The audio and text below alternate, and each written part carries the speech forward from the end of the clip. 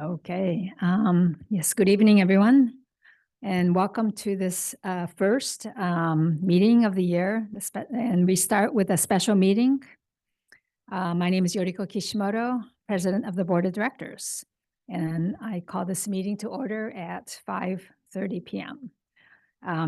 The meeting is being held in person at our administrative office and by teleconference, and I invite members of the public to attend in person or via Zoom, and instructions for submitting public comments are on the website and on the meeting agenda. Madam Clerk, please call roll.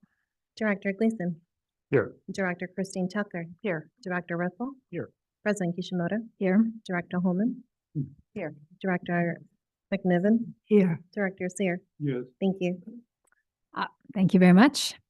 And there's just one item on our special meeting agenda, and it is our annual bond disclosure training for the Board of Directors and members of the Disclosure Working Group and contributors. So let me turn this over to our CFO, Stefan. Good evening, Stefan Jasluck, CFO. This is our annual bond disclosure training. It's also part of the, it's written in the board policy, I think 3.06, that we do this every year, and this is very timely. And I'm here to introduce Jackie Jennings from Orange Fox Schiff. She's helped us with the last couple of bond issuances as well, as far as putting this book together, as far as our disclosure.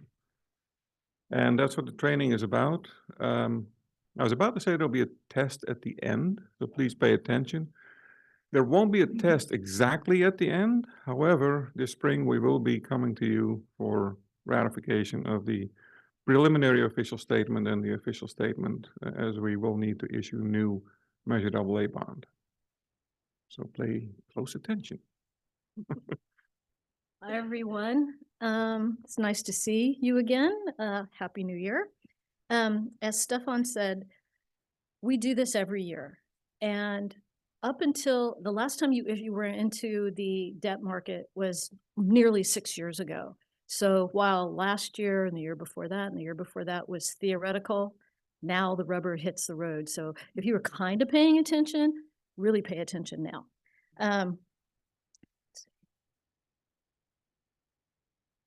Okay, what we're going to be doing today is talk about your responsibilities under the securities laws in connection with your issuance of debt. It's a little bit different than the presentation that we did last year and the year before, just because it's organized differently, and I moved a bunch of details to an appendix that you are free to read at your leisure. The important thing to remember, this is the official statement from the last issuance from 2018. And this will be our starting point for updating and rewriting what the disclosure will be for the 2024 issuance.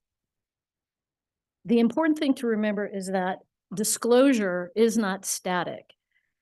While we will start with this, we'll be working with district staff to figure out what has changed, what is no longer relevant, and redo. Basically, we're going to have a whole new fresh look to rewrite this entire book. Your disclosure will change to reflect changes in circumstances, whether it's nationally, locally, regionally. Examples of the changes that we will be looking at is climate-related financial risks. And this is a hot topic right now that the SEC is looking at. And the things that they're looking at is, do you have a description of what the physical risks are or what your transition risks may be? This is a little bit of less importance for the district than other issuers because of the diversity of the tax base. But you do have properties that are located near the coast, and those are issues that we're going to have to look at. Things that have, oh no, okay.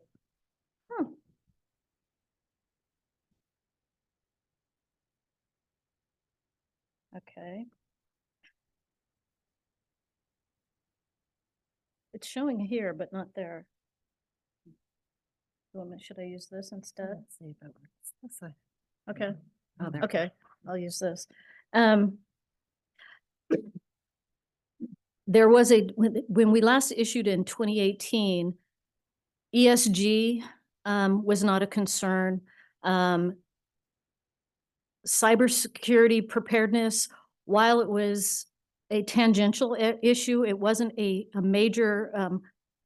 Does everybody know what ESG is? Okay. ESG is environmental, social, and governance issue. Okay. And given what the district is, environmental, we got that covered. The social issues, the social changes that they want to know about are mostly the items that are covered in the Appendix A to the official statement. You know what I'm going to do is pass this around. So for those of you, since I do know that the majority of the board wasn't here in 2018, so you didn't see this, take a minute to thumb through this and you'll see it's very comprehensive. It also has a copy of your audit in it.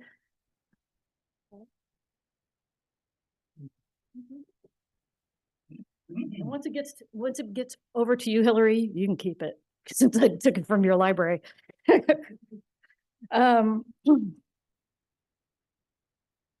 Cybersecurity preparedness, that is a big hot topic right now.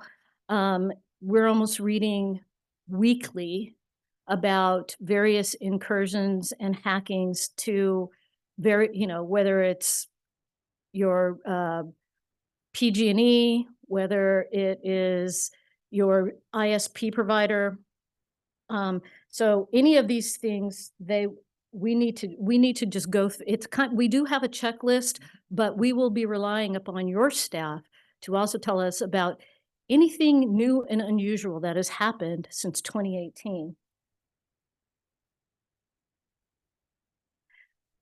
Although it seems like it's over, it's really important to look at and discuss and analyze whether or not there are any lingering effects of COVID on your financial resources and your revenues and your ability to repay the debt.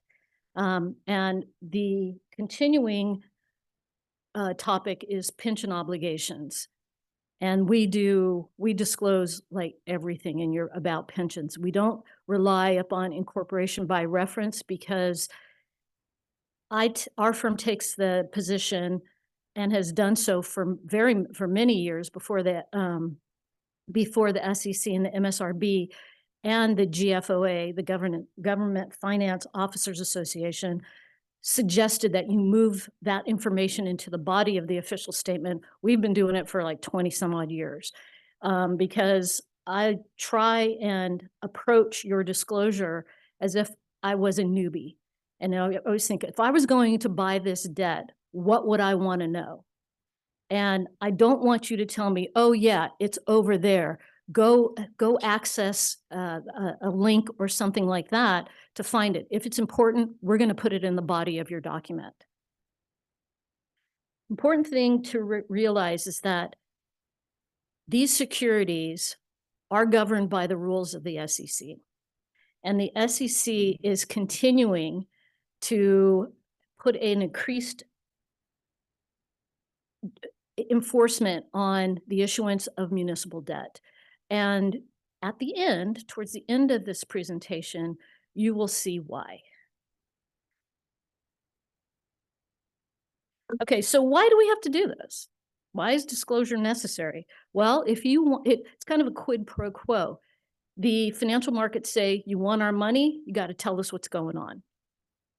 And also that investors have rights under federal securities laws. And we're going to do a high-level summary of what those laws are. Fortunately, it's really only two, and then a couple of subsets.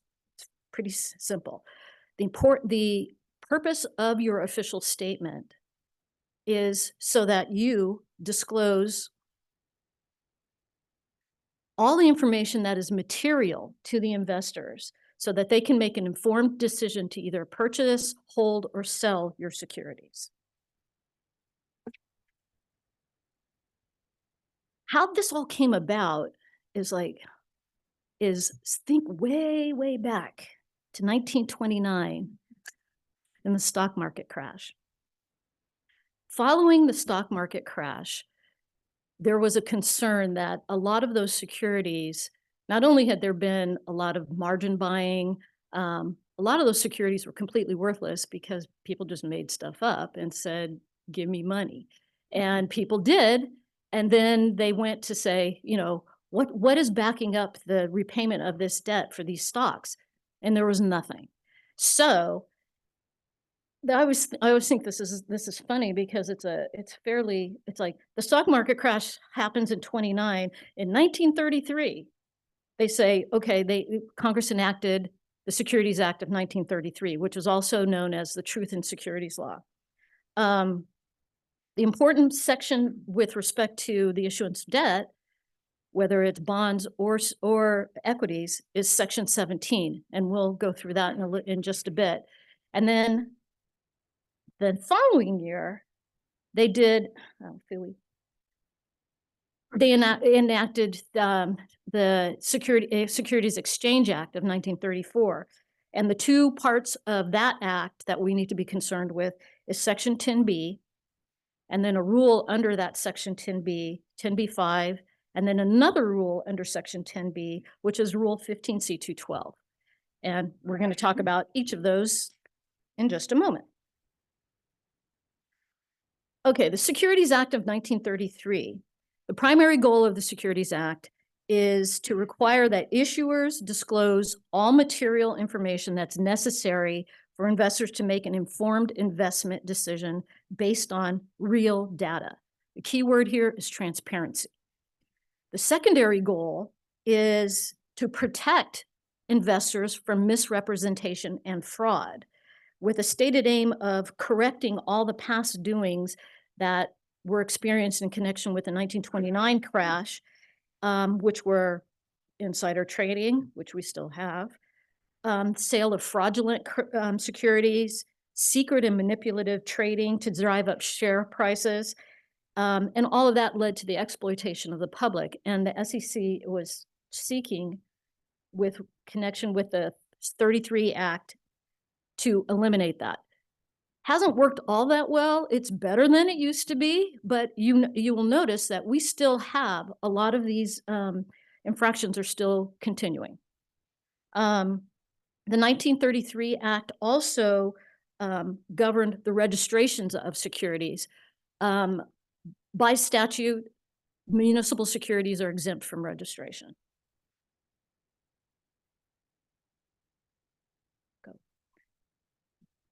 The 33 Act also prohibits deceit, misrepresentation, and fraud in the sale of securities, just the sale. It also imposes civil liability for materially misleading disclosure.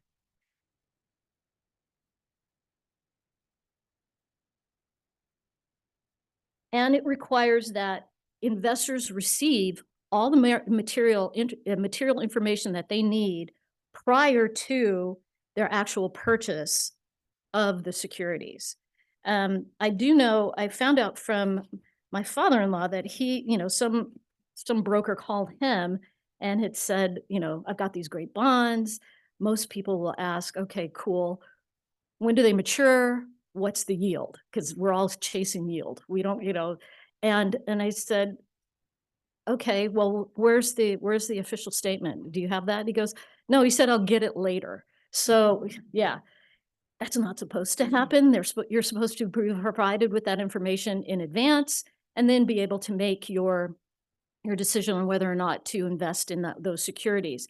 The thing is from the standpoint of the district, that's not our problem. That for the timing of the delivery of the official statement, you will have gone through and prepared an official statement that is made available electronically now to any and all of the broker dealers, and that's their job to make sure that it gets delivered to their customers in advance of the purchase. But you're clean. Section 17 of the 33 Act are the anti-fraud provisions. And what they do is prohibit any person in connection with the offer or sale of securities from, whoa, I did something I wasn't supposed to do. Let's see if I can get it back.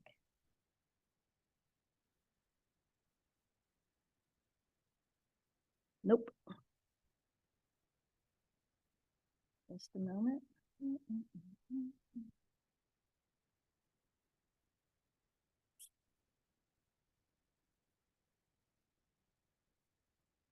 Okay. Sorry about that.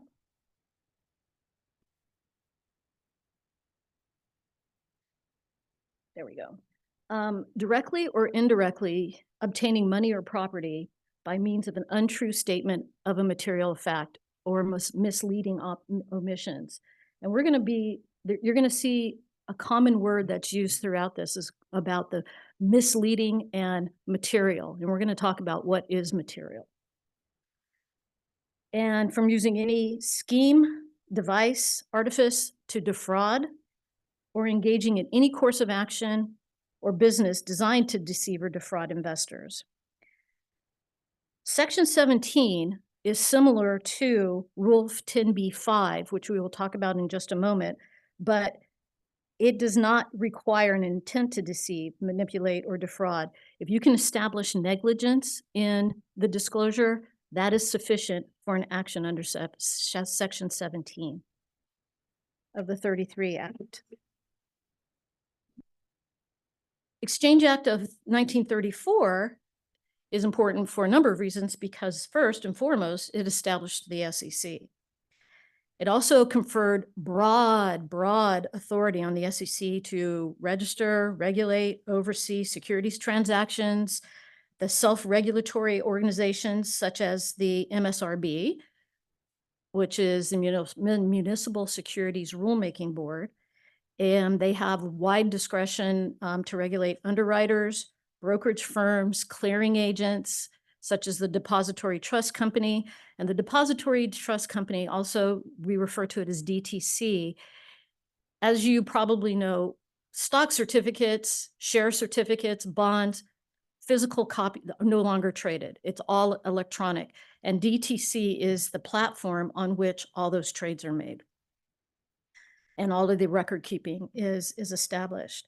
But the important thing is that the 1934 Act and the 1933 Act do not regulate the behavior of issuers. So all these rules, nice, you go, cool, this doesn't have anything to do with me. But there's more. The 1934 Act also created the MSRB. And the MSRB requires periodic filings by broker-dealers under Section 10b. And under Section 10b, we have Rule 10b-5, which we'll talk about momentarily, and Rule 15c2-12.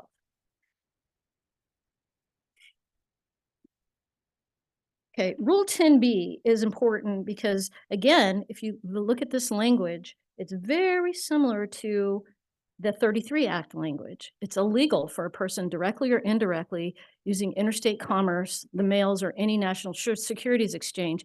And those definitions are broad enough to include email, social media, all of that. So if you're using any of the instrumentalities of interstate commerce, then in your trading securities or making statements about securities, the 34 Act it applies to you too.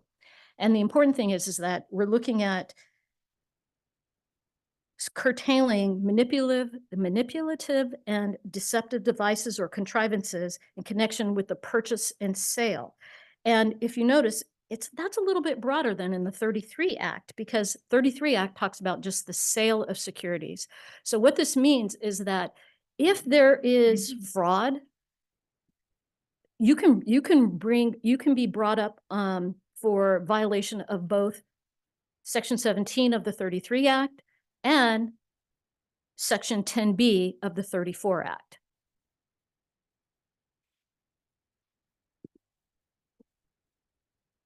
And the difference is intent. As we said earlier, just negligence will be sufficient to establish a claim under the 33 Act.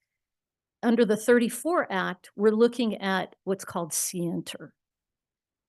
And when I remember and when I first saw this word in connection with, I don't know what it was, because I was in like the 6th grade, I thought it was a scienter. And I was like, what's scienter? What does that have to do with anything? But scienter is a knowledge, an intent, a willingness to defraud. Or if you engage in reckless behavior, which is extreme departure from standards of ordinary care. The Rule 10b-5 also, 10b-5 also makes it illegal to defraud or deceive anybody directly or indirectly by employing a device, scheme, or artifice to defraud, making an untrue statement of a material fact, or omitting to state a fact that is necessary in order to make the statements made therein not misleading. That is just a really tortured phrase for don't lie. And when you're issuing debt, our firm will give an opinion to the district and to whoever the underwriters are that says, during the course of our engagement with this issuance of bonds, we do not believe that there is any untrue statement of a material fact contained in that official statement. And yes, I have my nephew, when he was a little boy, he'd go, what do you do? He was like 5, because all he would see is me flipping through pages and like looking at something and then flip a couple to make sure that all the statements that we said are consistent throughout. So he just thought I flipped pages. And then he said, how do you know there's no mistake in here? And I said, oh, there probably is. And I said, but I know that there's no material mistake. And then he wanted to know what material was. And then I said, let's go get ice cream. And that ended that. So you're 5, you don't need to know that. The other thing that Rule 10b-5 does is prohibits you from engaging in any course of business that would operate as a fraud and deceit.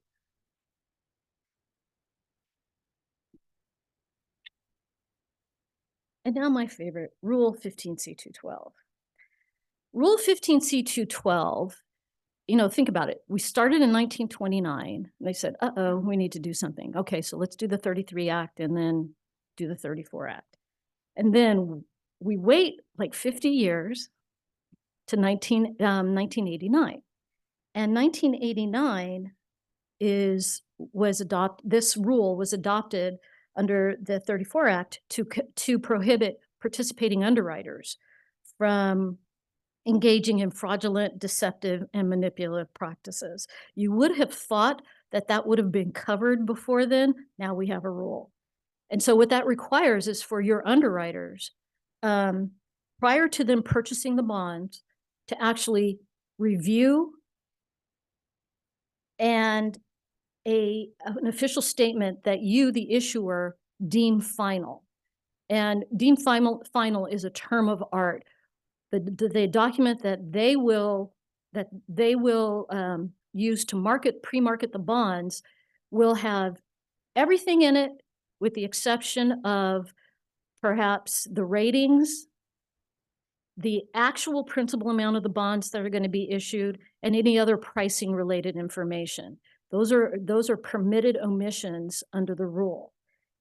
In 1994, this rule has only been amended 3 times so far. In 1994, they said, you know what was happening is that official statement that you all are taking a look at from 2018, prior to 1994, if the bonds were issued in 1980, and then you decided, you know what, I think I want to buy some district bonds, the document you would have received is the official statement from 1980. So you had no current information. So in 1994, they said, okay, underwriters, you are now going to, before you can underwrite the bonds, you're going to have to get an agreement from the issuers that they will do a couple things, that they will issue annual reports updating certain information, material information that's contained in the official statement, and that your issuers will agree that they will disclose the occurrence of certain specified events within 10 business days of occurrence, and that the issuer will also file notices if they fail to timely file their annual reports or timely file the occurrence of the specified events. Now, remember, we talked about how the 34 Act does not apply to issuers.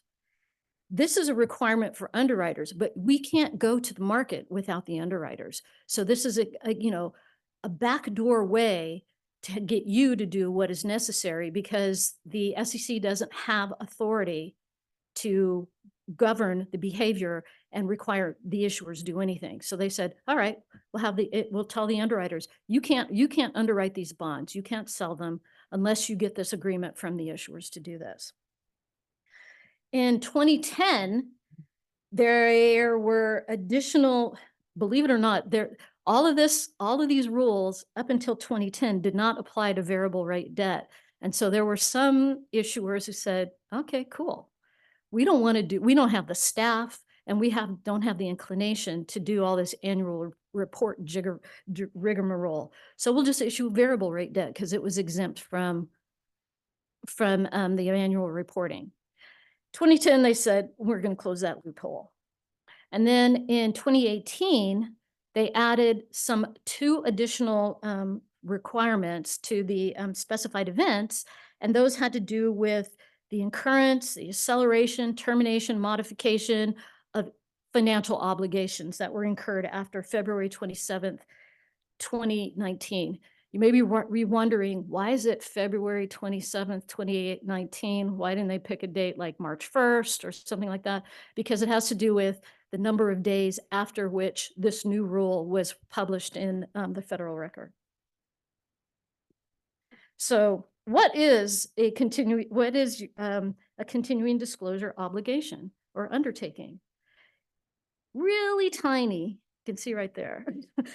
This is an agreement that you, the district, enter into in connection with each issuance of bonds that says we are going to provide updates to certain information that was contained in the official statement, and we are going to provide a copy of our audited financial statements, and they will be available on the MSRB's electronic dissemination site.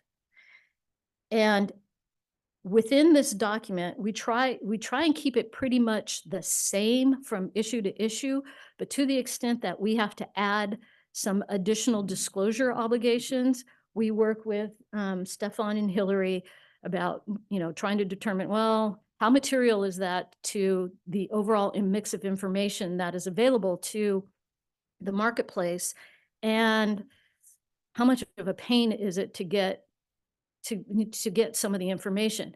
And sometimes we will, in the official statement, we will get request and have prepared on your behalf special reports by third parties that, for example, you have population in that document. We also do population by age group.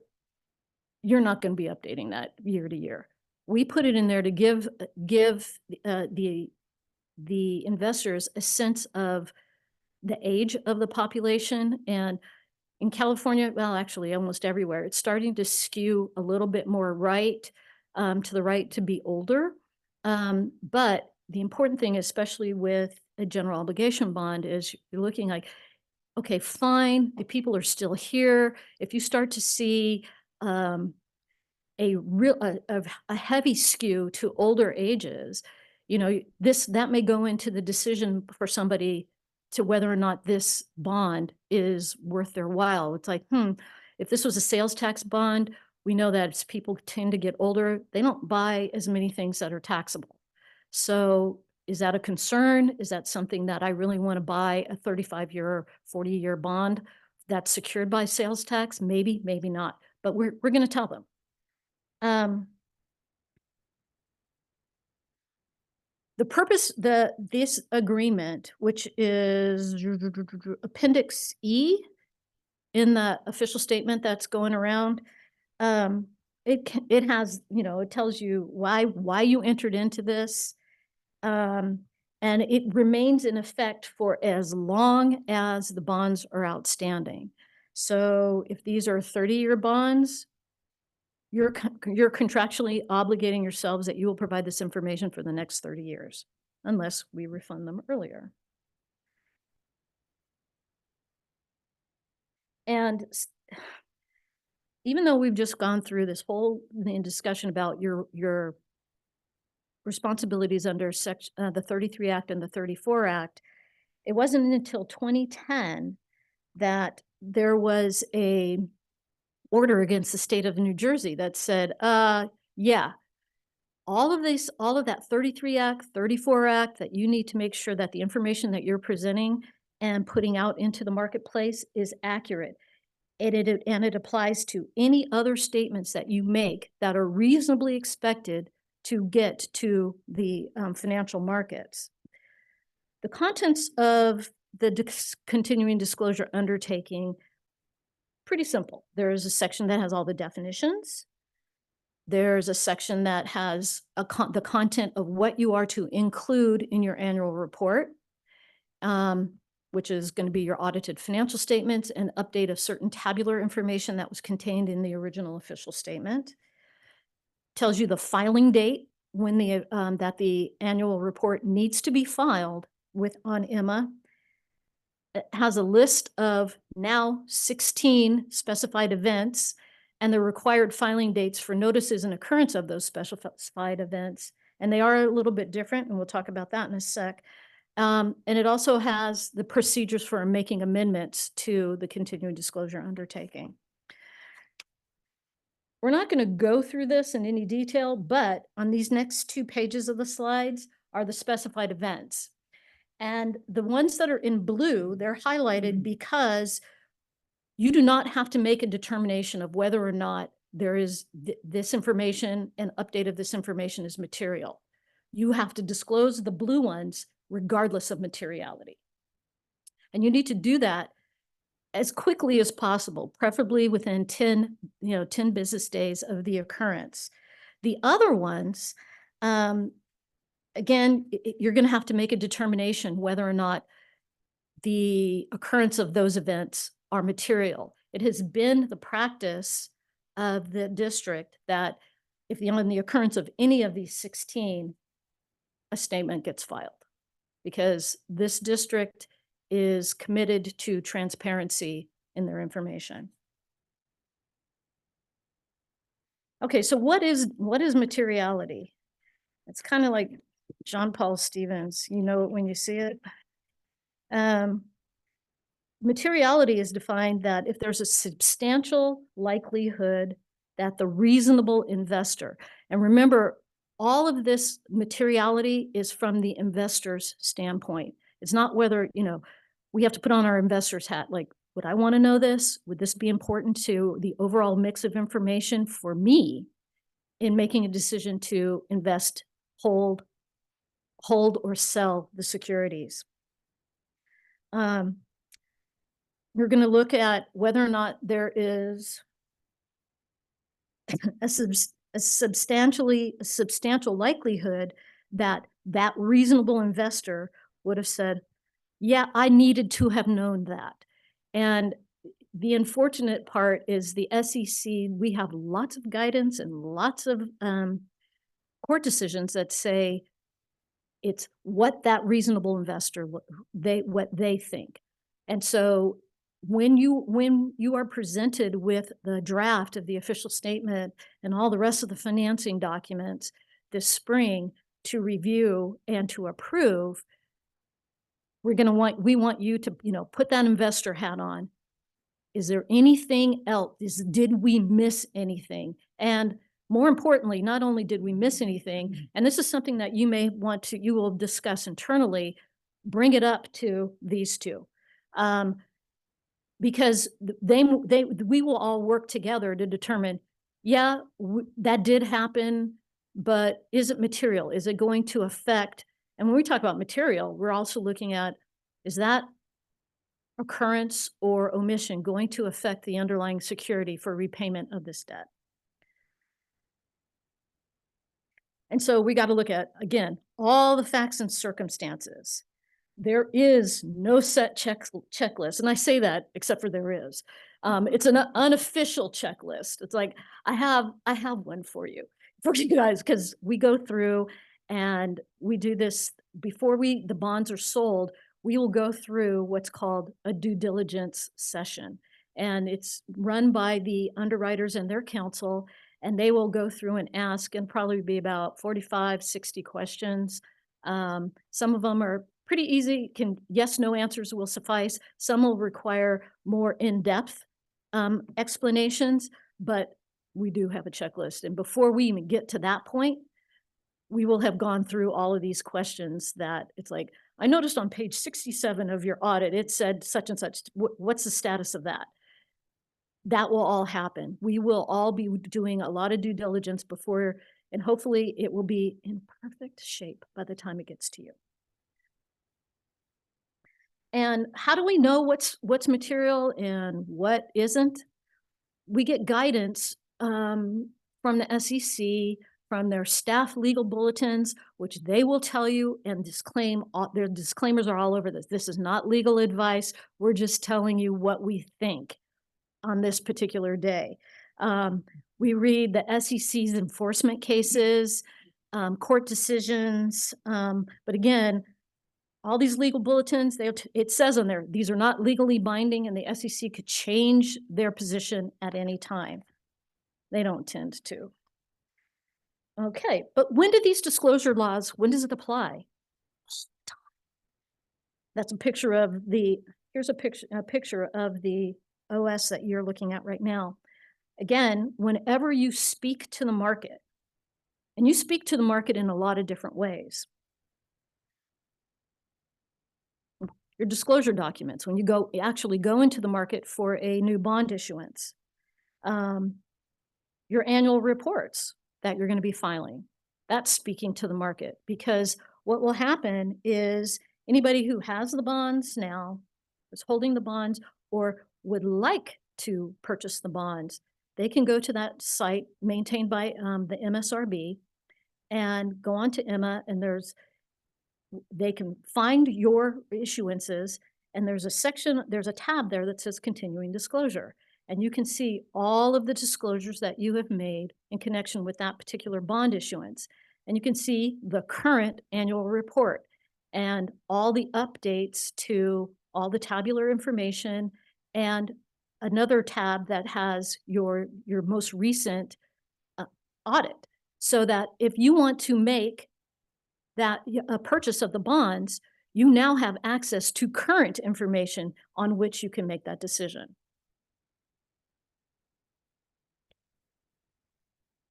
You can also access all the notices of the occurrence of specified events and voluntary filings.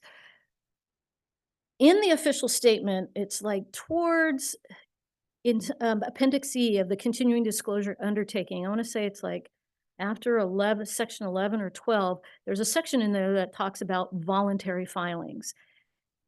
The district can make at any time a voluntary filing, but we're very clear in that language, and when we make the voluntary filing, that just because we did it this year doesn't mean we're ever going to do it again, and we're not going to update this information, but here's something that has happened that we think you should know.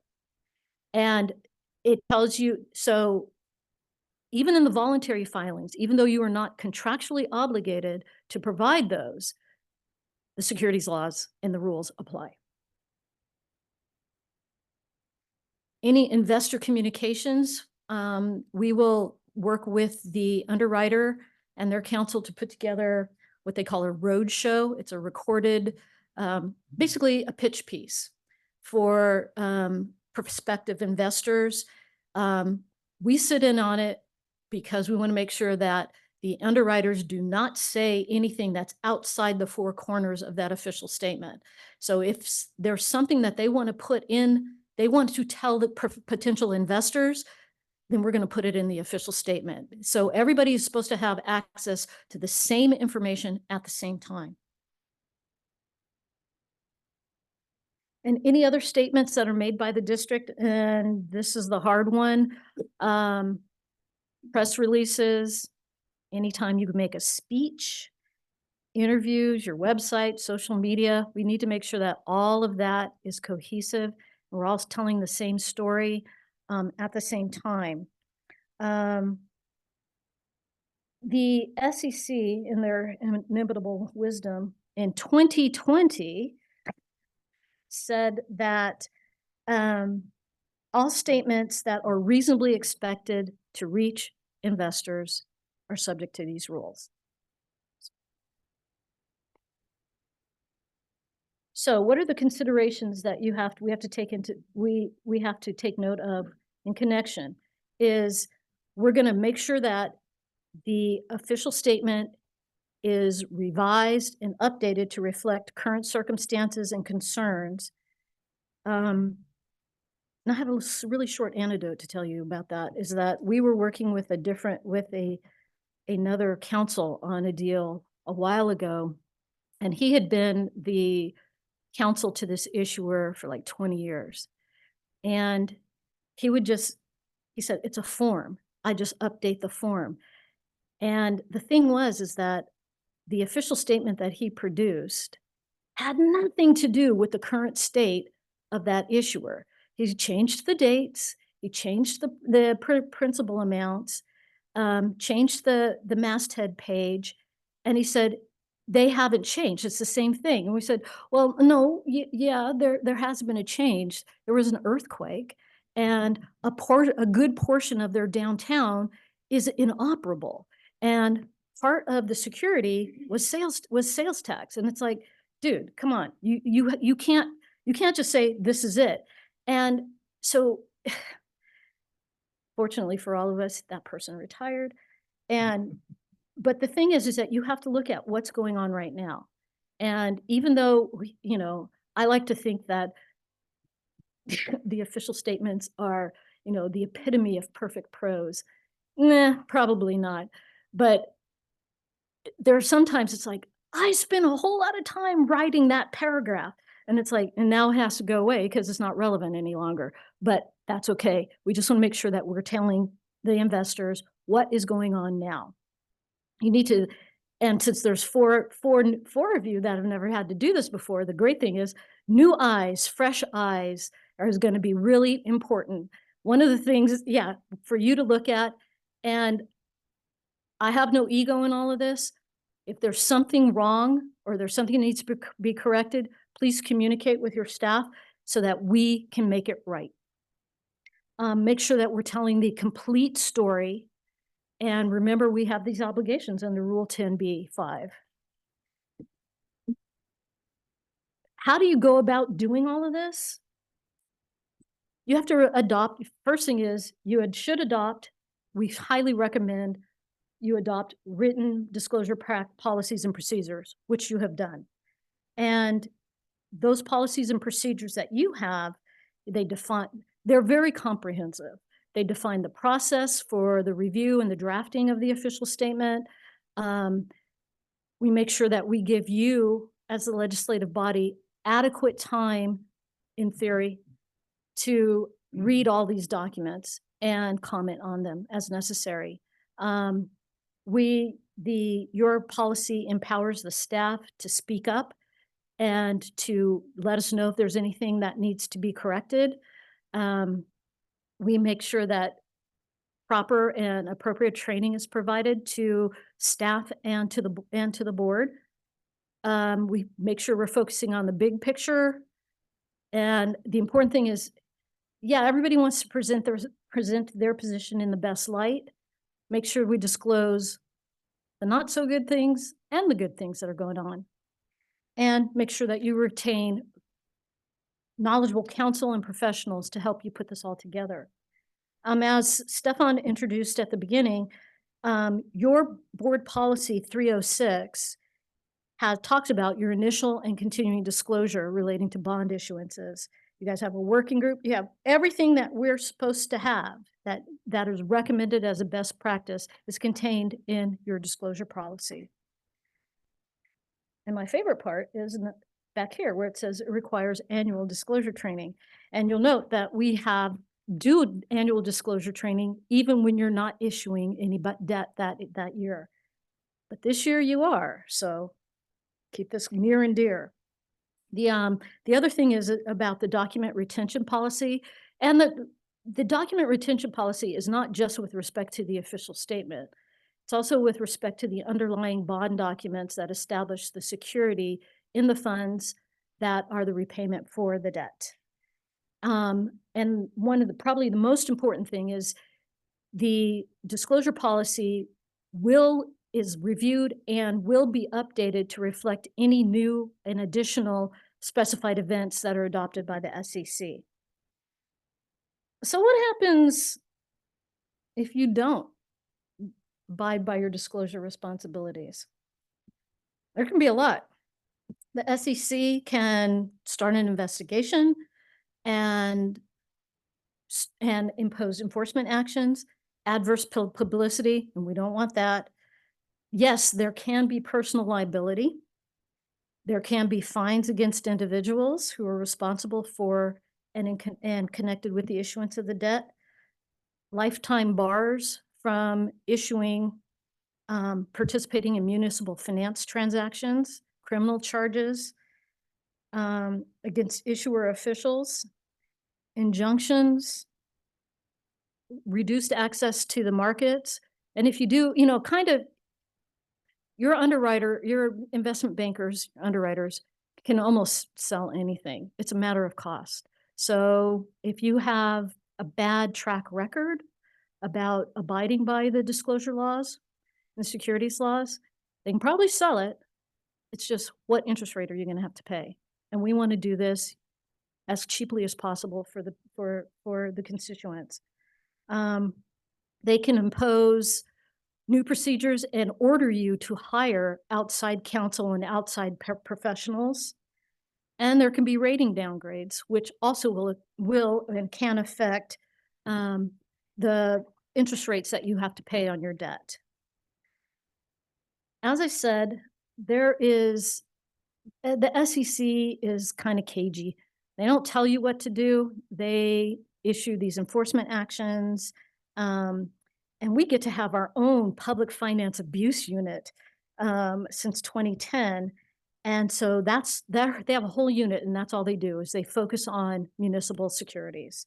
And that focus is, again, on looking at disclosure to see if there's fraud, looking at tax or arbitrage-driven fraud, pay-to-play public corruption, quite a bit of things. They're also looking at the conduct of municipal issuers and their board members, staff, advisors, municipal brokers, and other dealers. Notice the lawyers are not on there. That's because lawyers wrote this. But there is a unit, and this is all they do all day, every day. So our job is to help you not become a focus of their investigations. This next page just has a summary of a couple of cases that you kind of have to read them to believe it. And in Appendix A, details are there, but some of it you just kind of go, are you kidding me? In this case, the town of Sterlington, there was a fraud in the issuance of the securities because they did not disclose, and this is going to sound odd, that previously they misused the bond proceeds for their water and sewer funds. and they used it for something else. They didn't disclose that in their most recent, and you're thinking, well, why would I want to tell anybody that I issued bonds, said I was going to do it for capital projects for water and sewer, but that's not what we did with it. Remember we said disclose the good with the bad? That was the bad. They would not have, it would have been an issue, but they would not have had there wouldn't be securities fraud if they had said, oh yeah, by the way, we issued these bonds in 2010 and we built a park instead. That would not have been a problem. And I know it sounds counterintuitive, but that was the problem for them.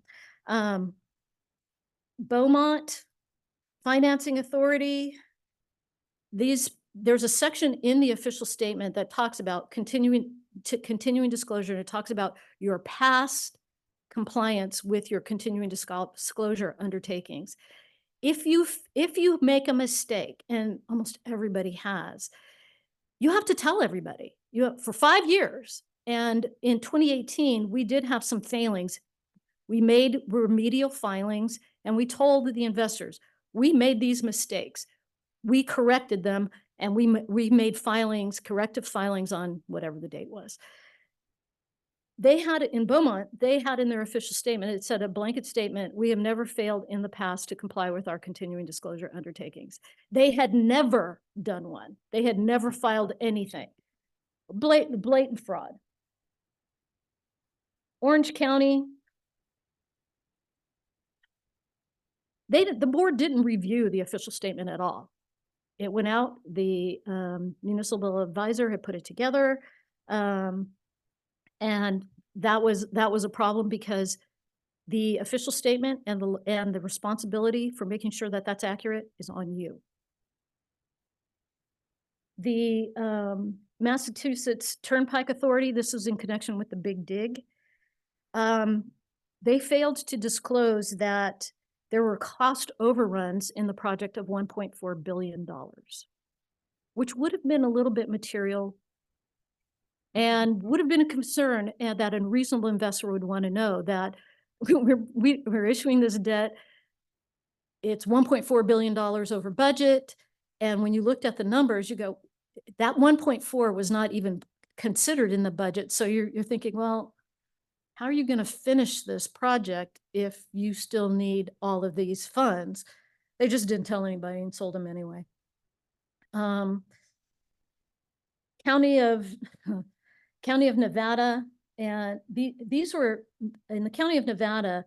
That was an issue where they were doing a Mello-Roos financing, and they failed to disclose that there was a lower valuation in the appraisal than what was being presented in the official statement, which I think is odd because usually you put the full appraisal in as an appendix.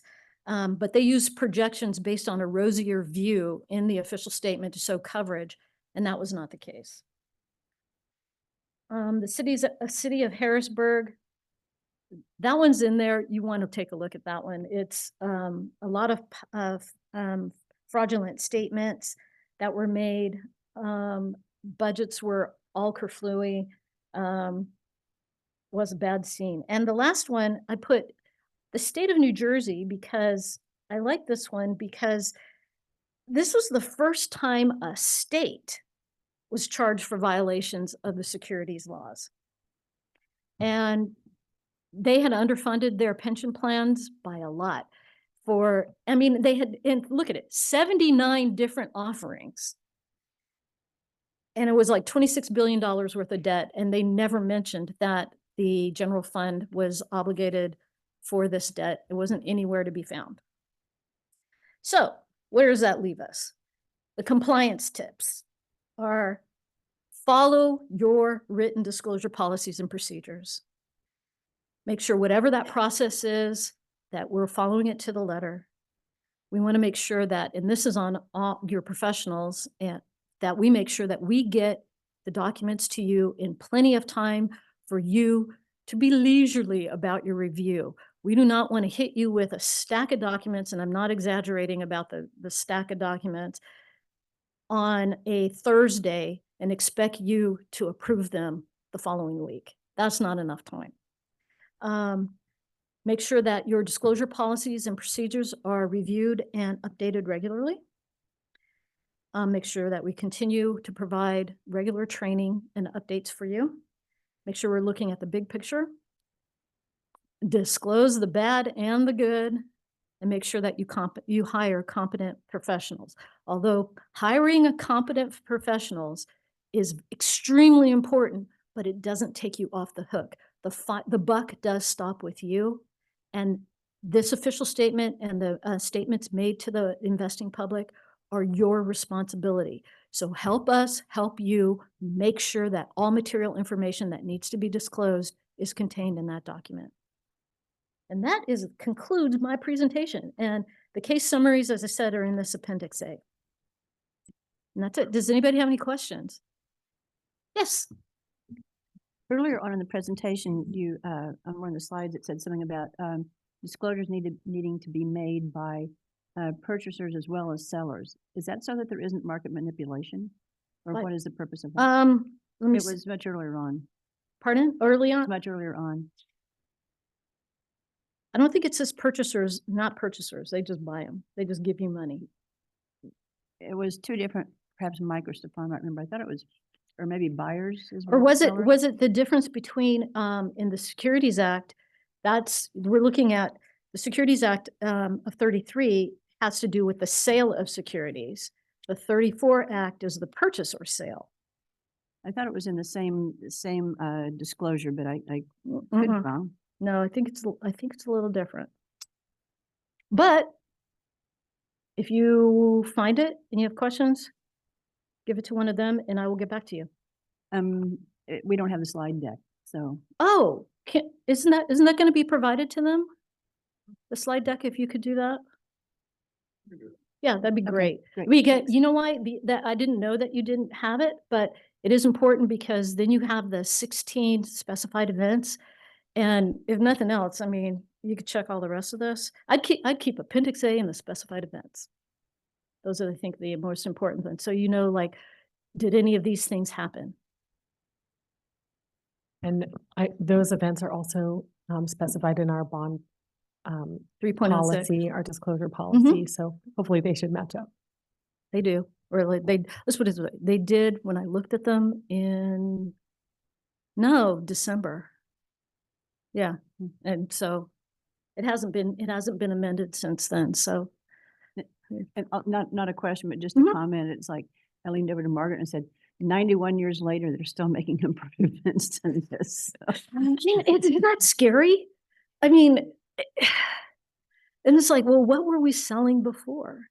You never have you all heard of blue sky laws? You ever heard of that? Okay. Those are blue laws, like in Texas, they have those. Yeah. You can't buy paint or alcohol on Sunday. But blue sky laws were enacted, and that's also part of this process, but not for you. It's for the underwriter in the Underwriters Council. It's like, where can you sell this debt without registration? The thing is that the reason that we have to register, that securities had to be registered, was that acted as like a final, I don't want to say a backstop, because somebody else was reviewing the documents that you're sending out to the public in connection with your issuance of debt equities. And the name, I believe, came about because they said that some of those phantom securities that were sold prior to 1929, they were secured by nothing more than the blue sky. You know, you heard about people buying swampland in Florida and things like that. They're just, yeah, exactly. It's just making it up. And so that's, what we're preventing. And if you do have any questions, you get home tonight and you go, oh, I should have asked that. Stefan or Hillary, let them know what it is, and I will send you back an answer. Okay? You have a question? Yes, I do. Well, first of all, thank you for taking us through this again. It's good to see you every year. But especially though it's very important this year because of our offering. And my question actually is maybe for Stefan or Mike. Can you give us a kind of a rough timeline of what will be transpiring this year with the sale?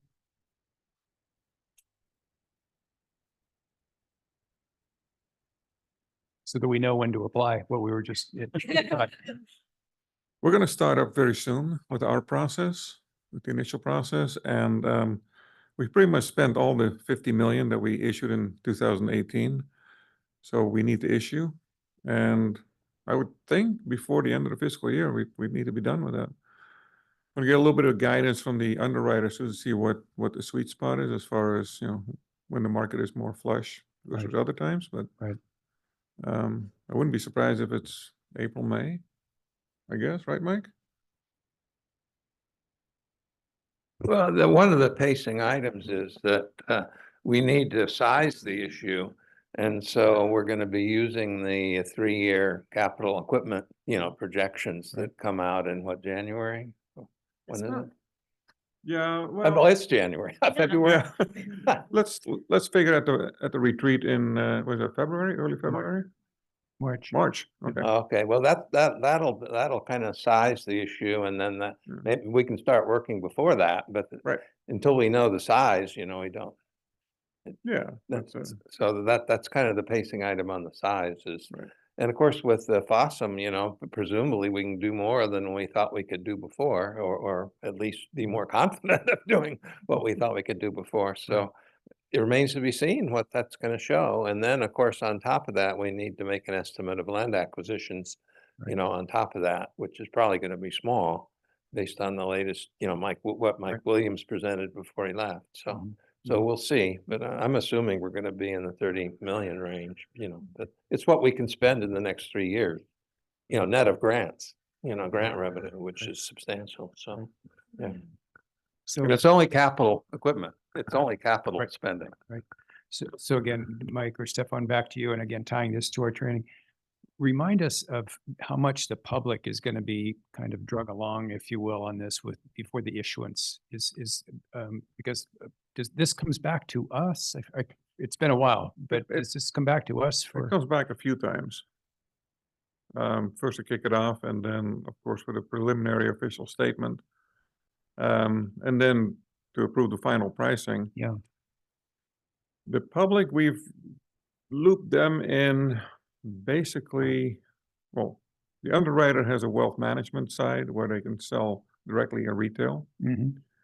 And we also send out postcards, and I think we take out a few ads in a couple of newspapers as well to advertise our sales. And we have relatively speaking, a very large retail presence as far as that goes.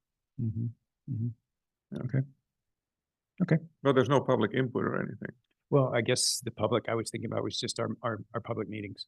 when Yeah, we're on your talking about public it. meetings, Okay. all of the documents that you will be approving will be part of the board packet. And so they too will get a chance to look at the indenture of trust, the continuing disclosure agreement, the draft official statement, draft, depends on what the actual structure is, but if there was a refunding component, the escrow documents, all of those will be filed. Well, it's just good to know because those meetings are usually overflow capacity crowd. So it's I good think to know when they you're coming. usually come, so That's right. to just sit there and like to hear what they have to say. Yeah. If there's anything, do we miss anything? Because they have a different perspective than we do. Isn't that usually the meeting where I clear the room or something? It's good stuff. All right. Thank you. Thank you. Thank you. Okay, I'll well, see you I look forward to seeing you in a couple of months. Okay, bye. okay. Okay. No. So I think with that, I'll adjourn this meeting, special meeting, and we're due to reconvene at 7 p.m. And President Kishimoto, just to let you know, we didn't have any public Oh, comments. Thank you. Thank you.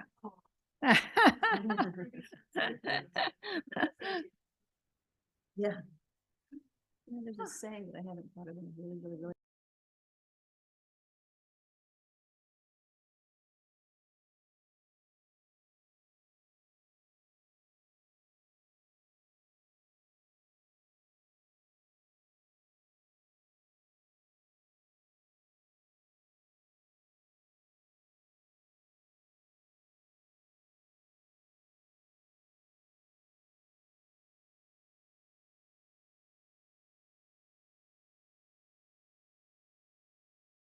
participate here.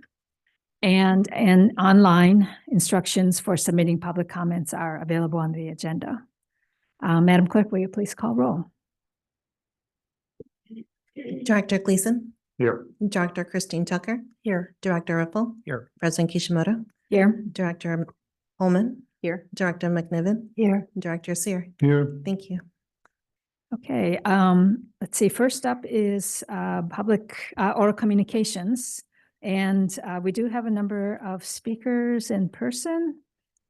Oh, there's another one, okay. 5, and I don't know if there's any online. As of now, I don't have any. Okay, great. So let's go to the 5. And the first up is Bob Rosenberg. Yeah, please come to the. And welcome. You're one of our ombudsmen. Thank you. Yes, my name is Bob Rosenberg. I'm one of 3 Midpen ombudspersons, and that's what I'm here to talk about. So there have been some ombudspersons forms filled out and requested between October and today. And to me, the ombudsperson is supposed to be an option for people who are unable to get a concern addressed satisfactorily through normal channels. The ombudsman is essentially a negotiator. I have no authority over the board. I have no authority over the staff. I have no authority over anybody. I'm just a negotiator. However, the process that I would expect to be followed hasn't been for the last couple of months. And I have 3 recommendations I'm going to say at the end, what I think needs to change. So in late October and again in late November, late December, some ombudspersons were submitted. I was aware of the first one and tried to get more information from staff so I could begin working on it. And I kept getting emails back saying, we're checking on it and we'll get back to you. And then nothing would happen. You know, a couple weeks later, I'd do it again. We're working on it. I never got any answers. So the last few went unanswered and not even acknowledged. So I want 3 things and then I'll be done. I think any contact attempts to staff should be treated just as if it was a board member or a staff member. I shouldn't have to keep following up and getting no answers. When I send something in, I would like to get a response. If it's going to take days, every few days I should get a status. So that's one, do a better job of communicating with the ombudsman. Secondly, I think any request for an ombudsman should require a case to be immediately opened, right? The 2 that I'm aware of were closed without me even knowing about it. So, sorry. When an ombudsperson form is filled out, I think the ombudsman should be notified and should be kept involved in it while it's going on. If the staff still wants to work on some more before they address it, that's fine. Tell me, but eventually bring me in or let's talk about it. Lastly, to close a request, I think the ombudsman should be the one to initiate it. If the staff feels that it should be initiated, they can come to the ombudsman, but if the ombudsman does not agree to it, to close it, it should not be closed. So those are the 3 things. Questions? Yeah, Bob, I'm sorry, Bob, Yes. question. Didn't see where it's coming from. Yeah, I'm sorry. I didn't quite understand your last point. Could you please repeat that? So the 2 ombudspersons requests that were submitted, one in October, one in December, they were closed summarily. I wasn't even a part of it. I think that the ombudsman should be the one to initiate closure. If the staff wants to close it, they should come to the ombudsman saying, we think it should be closed. And if the ombudsman doesn't agree, they can certainly go to the board and ask the board to overrule and close it. But I think the ombudsman needs to be part of the decision to close it. And that has not been the case. There was an earlier one a few years ago, same thing. So they closed it without me being able to participate. So I think that's a change that needs to happen. I see. Okay, thank you. Yep. Okay. Is that it? Oh, well, Is anyone else here talking about that subject? Otherwise, I'll just leave. You're going to talk about it too? All right, I'll stay. yeah, so your comment is finished. Yes. Okay, thank you. And yes, normally we don't do a response during public comment, but I think, well, we're going to hear the public commenters one by one, yes.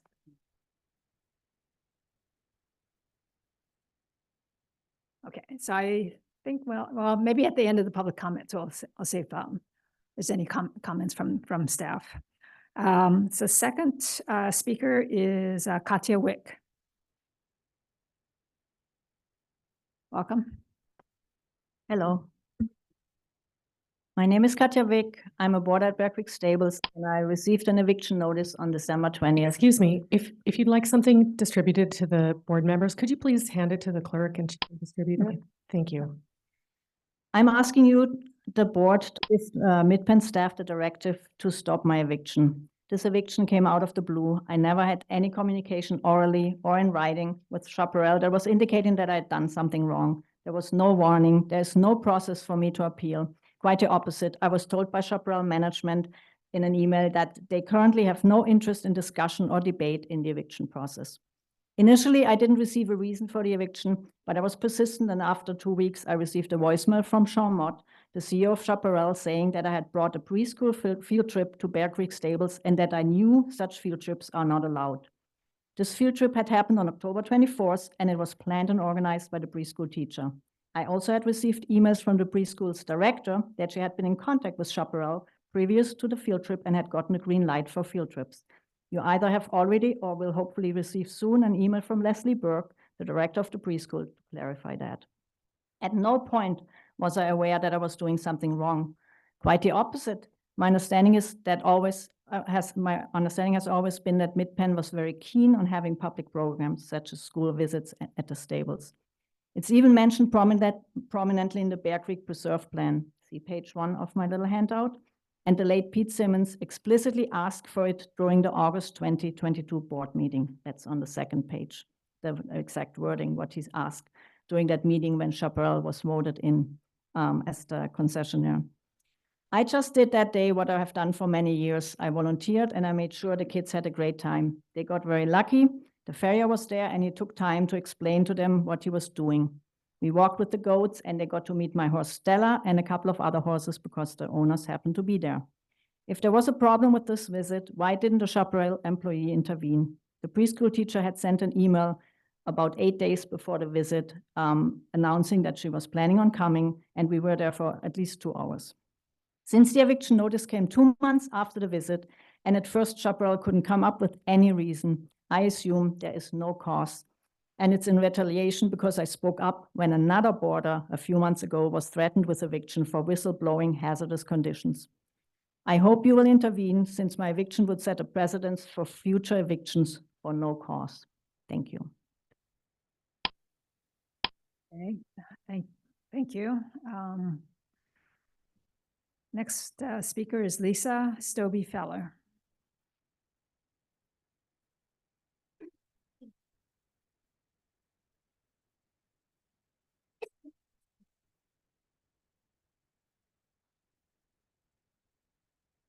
Hello, my name is Lisa Stobie-Feller, and I've been involved with Bear Creek Stables since 2017, and I was once part of the now defunct Pony Co-op.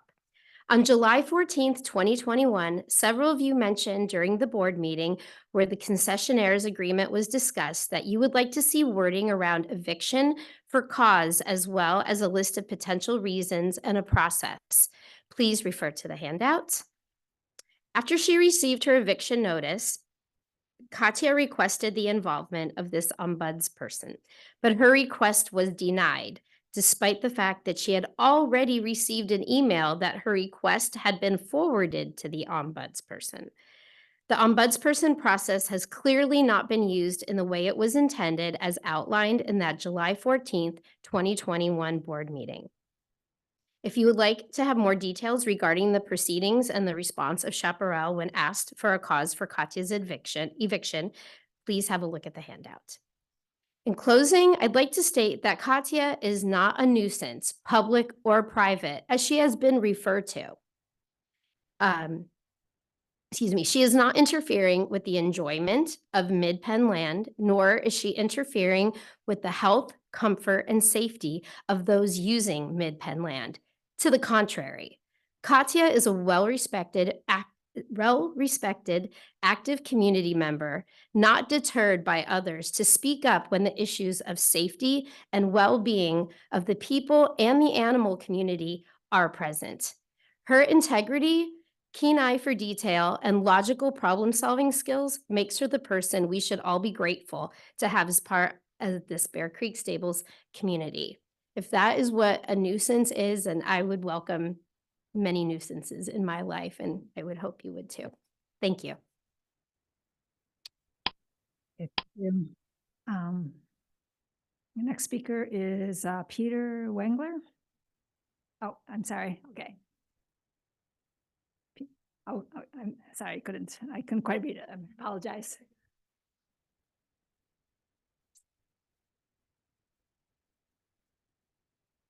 Hello, everyone. I'm Petra Wengler. I'm here to talk about Katja Wick on behalf of Katja Wick. She has been at Bear Creek Stable for years when Glenda Smith was the manager. During that time, she has contributed.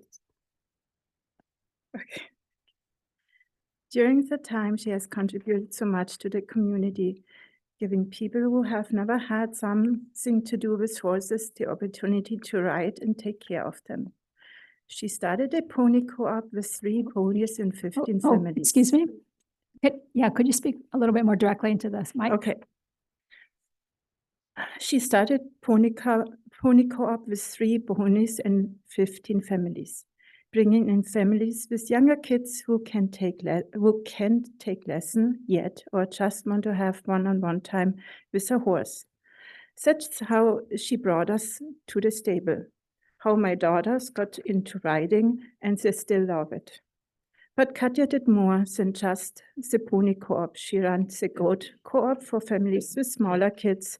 She organized the spooky pawn events on Halloween for a few years to bring in families to the stable who may not have gone there otherwise. Also, a big part was the Los Gatos Christmas Parade, where we took the ponies and goats from the co-op and every family could come and join. She also organized outings for Pony Co-op to go to local shows and other barns. Not to forget what she did at Bear Creek Stable. She hosted the open house, recruiting people, encouraging people to take lessons. She ran the pony games and obstacle course clinics for Pony Co-op kids, boarders, and even riders from outside. Please take these points to consideration when making your decision. Thank you. Thank you. And let's see, and the final speaker I have tonight is Nancy Cole.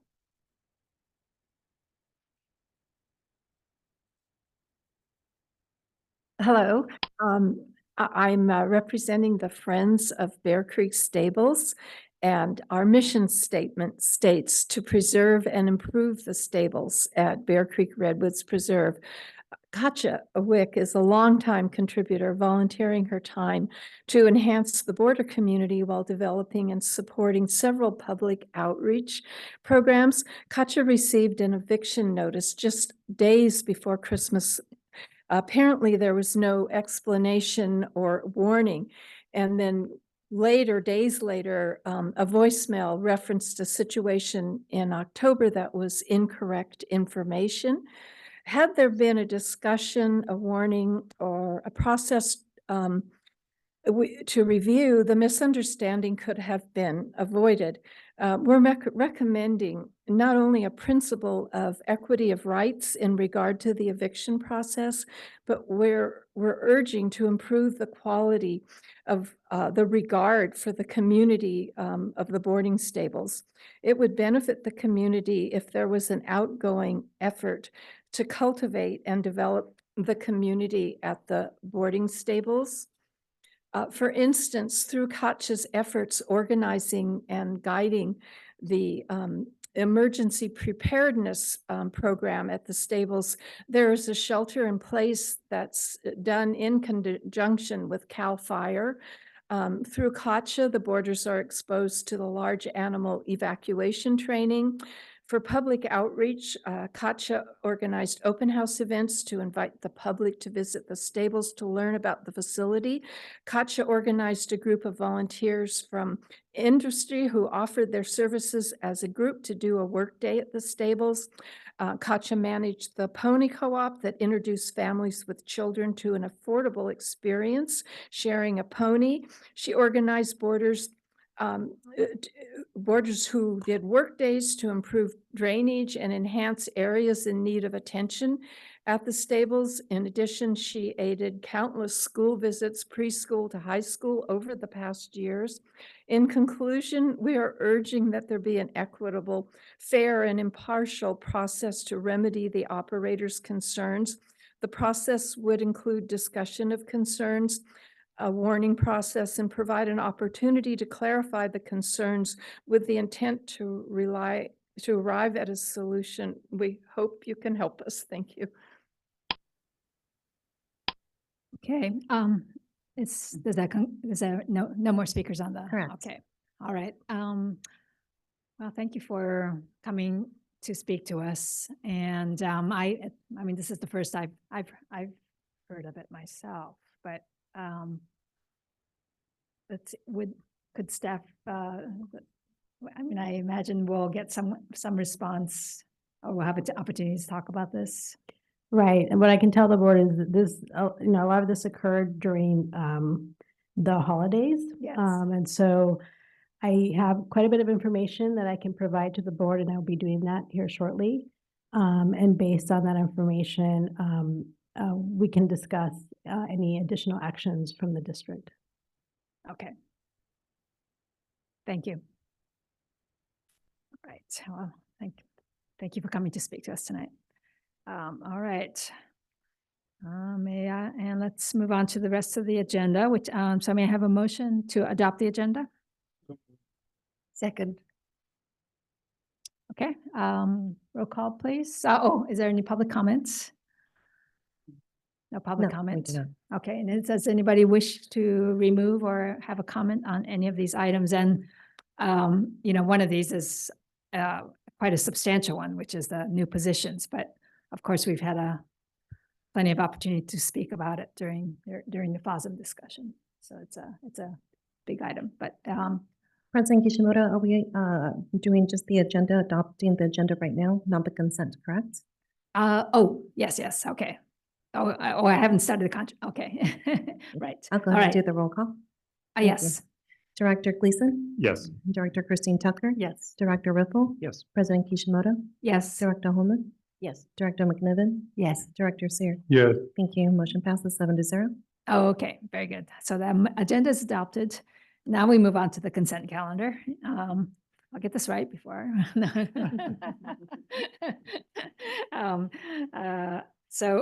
Is there anybody who wishes to pull an item or have a quick discussion item? Director Holman.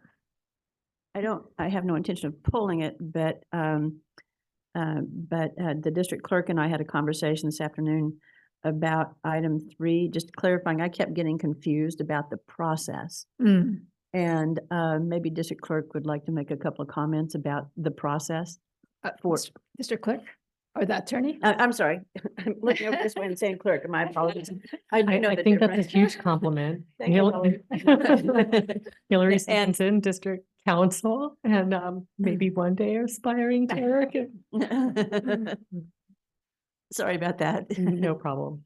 The question was around the timing of a future increase in the per meeting compensation, because the report itself doesn't really clarify the timing. I think that the most recent increase happened in 2023, and I believe we were kind of spacing these out every 2 years. What's available to the board is to make up to 5% increase annually, but that action doesn't need to take place annually. So for example, if we bring the ordinance to you in 2025, then you would be considering up to 10% increase for the 2 years that have elapsed since the previous adjustment.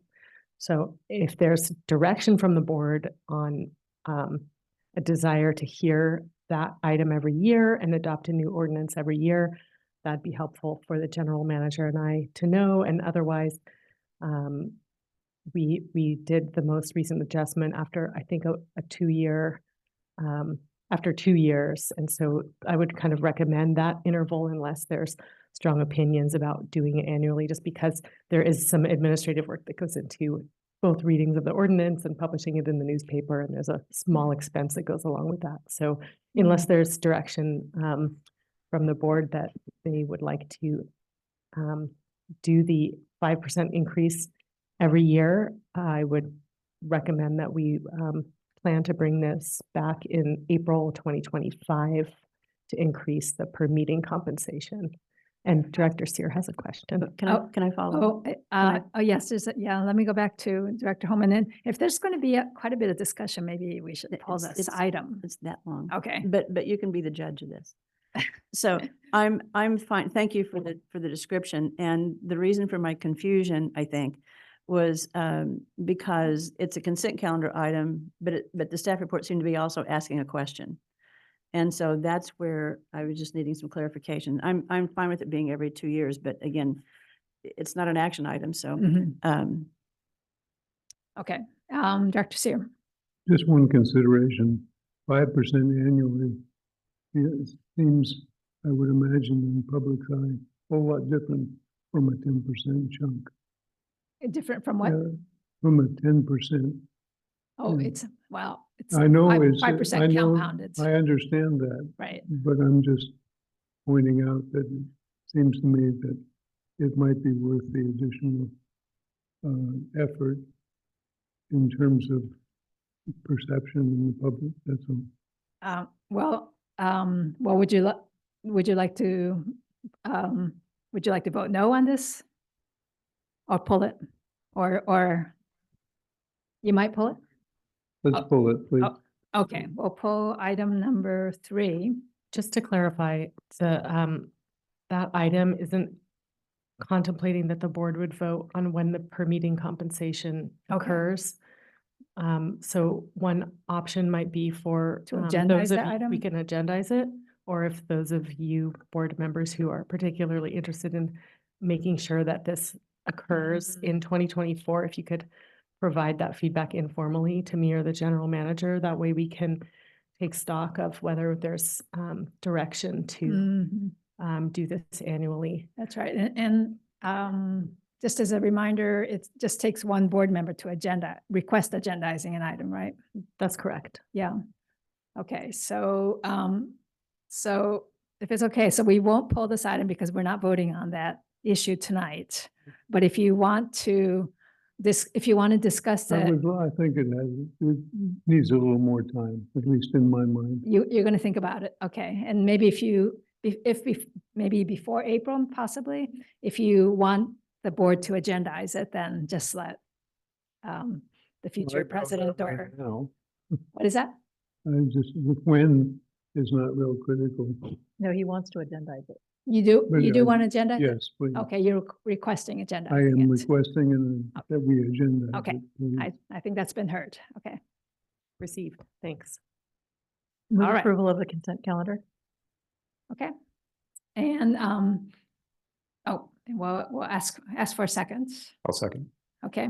And as I said, this item number 6 is a big ticket item, but we've had plenty of time to discuss it. So I think I'm ready to go for it as well. And are there any public comment on this consent items? Sorry.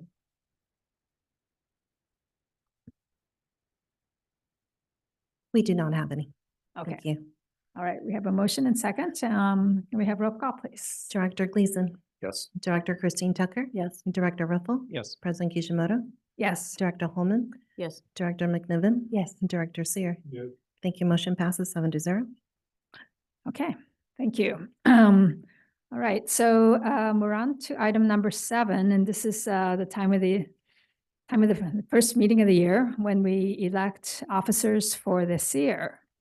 And actually, before I turn it over to the district clerk, I just wanted to spend a few minutes to, well, number one, thank my fellow board members and the general manager, general counsel, the district clerk for all your support, and the entire staff for the pleasure of serving as your president. It's really been a real pleasure and honor to do so. And just to do a very brief recap of the year, just to think back on this last year for a few minutes. I won't touch on each item, but they, I have a nice little summary in front of me. So, but it's in the district clerk's office. And actually, I really wanted to give a special shout out to Maria for her you. successful first year. Thank you so much. It's an honor. Yeah. Yes, and so she helped preside over 59 public meetings. Whoa, I know it's more than one a year, so that's a lot. And she made sure that all the packets, minutes, and resolutions were uploaded to the Laserfish so that the public can access them through the public portal. And the same is true for all three of the committees. I also really appreciated your and Luana's help in setting up the logistics for the 6 brown bag lunches that we held over the year. So I really enjoyed organizing it, and really thank you for your support on that. You helped to onboard 3 bond oversight committee members, maybe with Stefan, and responded to 24 public records requests, which actually I didn't know there were that many. The visitor field services was very busy this year. They repaired and reopened countless really, preserve and trail closures, which were caused by last year's winter storms. So almost every preserve was affected with extensive closures. Over 1,000 downed trees, not to mention anything else. And there was major work, but by the end of December, the district crews were able to reopen all the trails and preserves, although some major repairs are still in the works. Another accomplishment was we reached our first agreement with the Midpeninsula Rangers Peace Officers Association, which was a major undertaking. I mean, it really was an innovative agreement that we all came to. We adopted our first comprehensive ag policy on the coast. Yeah. Installed our operator Chaparral for the Bear Creek after an extensive eviction process of the previous operator. There was major work done on the wildfires, of course. The scoping of 2 major wildfire fuel reduction grants, the Los Gatos Creek Watershed Collaborative and the State Conservancy. We completed the phase 2 Bear Creek Preserve improvements, except for the new multi-use alignments, which we just discussed. And we resumed full volunteer programming.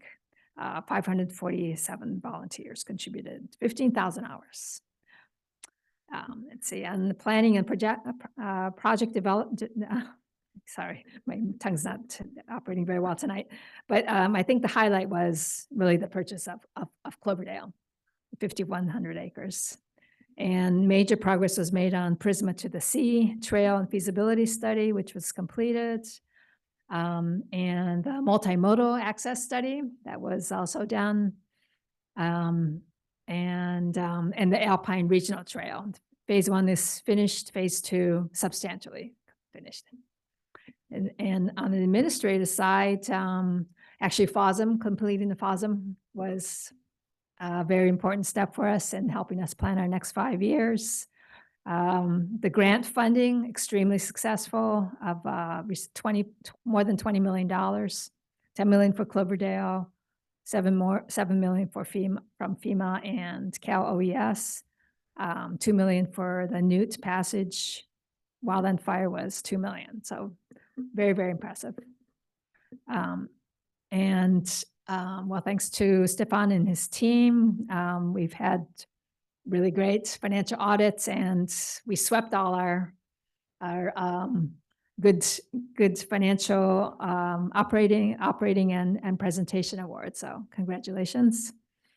Our DEI committee continues to do really great work. I mean, I think this is really one that our board and organization has really shown through our committee work, and establishment of the Native American Relations Team was launched as well. And a number of new technical solutions have been launched. And I guess, and I'll just mention, you know, some maybe because of our partners as well. I mean, I think the Lehigh was also the permanent closure of the Lehigh cement back plant was accomplished, and also, yes, I'm also happy that we started discussion about the rebuilding of the SFO Skyline facility as well. So I think that, and of course we welcomed 2 new board members. So that's really great. So I think with that, let me thank you again, and let me turn it over to our. Mere decades worth of work. Yeah. No. Thank you. I just, can we, I don't know if you're allowed to speak. can we but- pontificate for a moment? I just want to thank you for leading the board with such grace and creativity in this last year, and keeping us snappy and streamlined, and really, really helping us work through a tremendous amount of great things in this last year, and doing so happily and effectively. Thank you, Yorko. Oh, my pleasure. Thank you. Yes, Madam Director Holman. So having known Yoriko for a long time, her comments that she just made are typical of Yoriko, who very quietly goes about doing great things. So everything that was listed was given credit to the district, which is not inappropriate, but you did have a hand in each of those. And you very smoothly and seamlessly onboarded 2 new board members. You are always judicious, polite, and creative in how you conduct the meetings. You're always well prepared, always well prepared. If I made a list of all the things this woman has done in the environmental world, you would be surprised, because she goes about doing things so quietly. But the other thing is that you do everything with such grace. You're with grace, and you're polite, and the creativity having to do with the brown bags, hats off. Oh. So I think it's been a great year for you, and thus a great year for the district and the board. So thank you very much. Oh, thank you. Thank you both for your, okay. Director Gleason. Yeah, I wanted to echo the comment about the brown bags. I think that was a great addition, and I wish I had made it to more. I think I made it to 3 of them, and really, really enjoyed all of them. And then also, you were great in welcoming us to the board, and really, you know, helping us have a really great first year. Your coaching and inclusivity, and it was just very, very nice. Thank you. Oh, thank you. Thank you so much.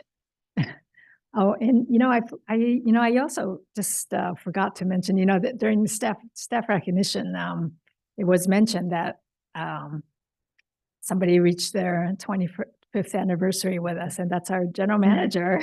And we haven't really had a chance to celebrate that, so I just wanted to give a round of applause to him.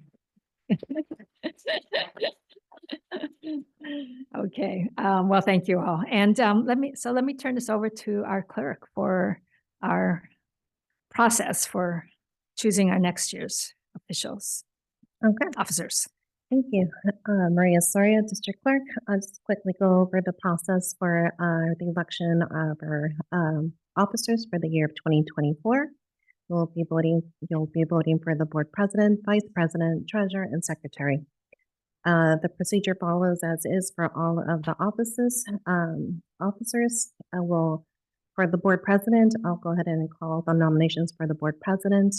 After the board president is nominated, the new board president will be taking over, and will be calling the vice president, treasurer, and secretary chairs officers. So to begin, we'll go ahead and open it for the board president. A board member will nominate a director for the board president, and we'll need a second for the nomination.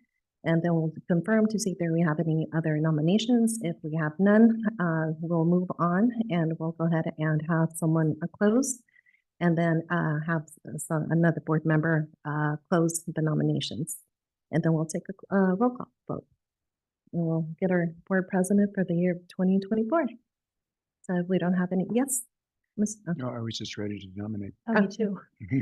And if we're ready to go, we'll go ahead and we're going to go ahead and open up our nominations for the presiding board of calendar year 2024.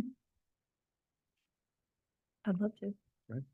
Well, it would be my honor to nominate Margaret McNiven, my San Mateo County colleague, for board president.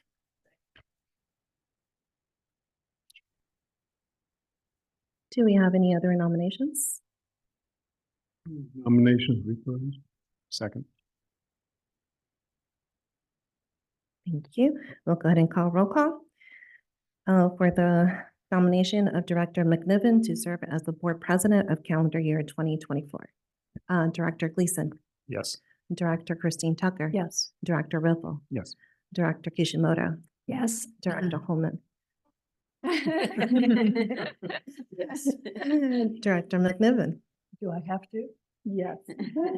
Okay. Director Seer. Yes. Thank you. By a vote of 7-0, Director McNiven has been selected to the office of board president for calendar year 2024. You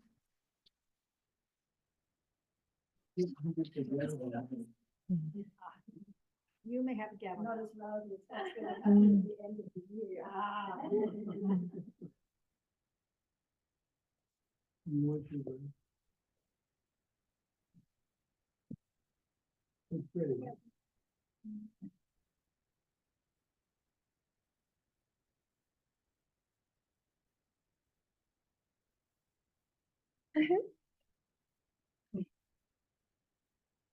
How does the throne feel?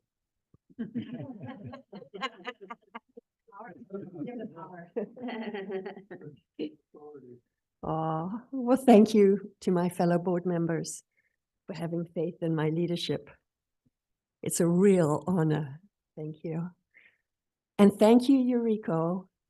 I didn't say thank you before because I was saving it for now. For your steadfast leadership in 2023. As you pointed out, it was a good year. I had 3 lines of what you've done, but you did a really good job, and I just want to make sure that everybody knows you did open up more trails. And with many more to come, so good job. And I did have a token of my appreciation. From my yard. Oh. Oh, thank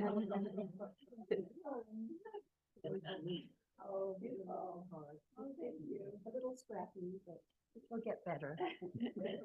Scrappy. It's scrappy. Thanks. Thank you, Yuriko. So I also wanted to echo Yuriko. We couldn't have done all this work on our own. And I want to give a big shout out to our staff. The hard work and deep thought you put into the myriad of reports you prepare does not go unappreciated.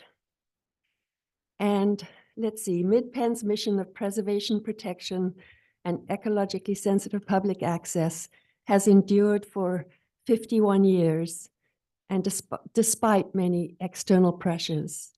And I remember when Yuriko took the seat last year, she talked about MidPenn's 50th year celebration slogan, 50 and forever, and how 2023 was the first year of forever.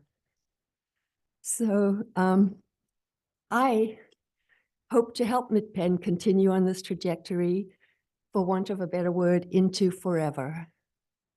Thank you, and now on to business.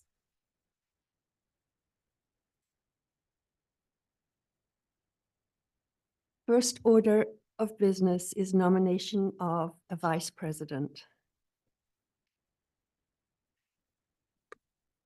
I call for nominations for the office of vice president. I nominate Judd Seer. Second. Are there any other nominations? Board member, so You move. Be close, but Second. Would you call roll call? Vote? Direct. I'm sorry, I think we're voting forward. Oh, we're voting, We're voting for the vice president. We don't have to close that. We don't have to vote to close. No, as long as I have a first and a second to close, then we can move to roll. good, because it doesn't say it here. Yeah. And so we can go ahead and take the roll call now. Director Gleason, Yes. Director Christine Tucker. Yes. Director Riffle, Yes. President McNiven, Yes.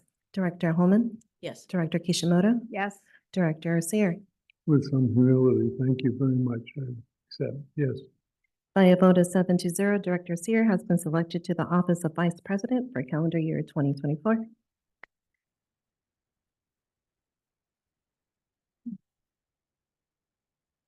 I now call for nominations for the office of treasurer.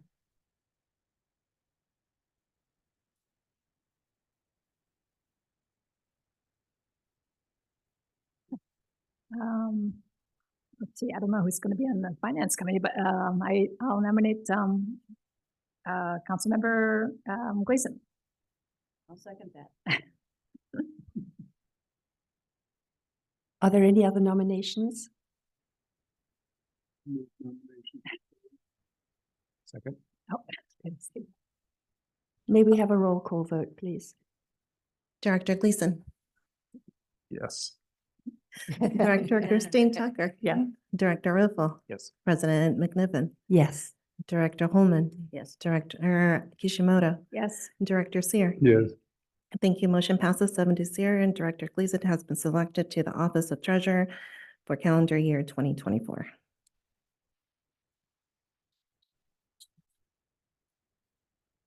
I now call for nominations for the office of secretary.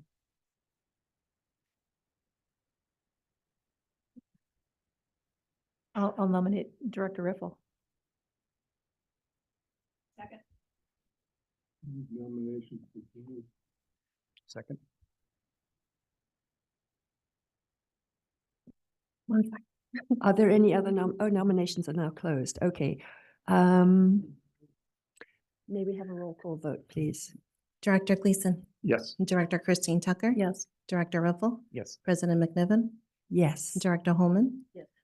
Director Kishimoto, and Director Seer. Yes, Thank you. Motion passes 7-0 for Director Riffle has been selected to the office of secretary for calendar year 2024.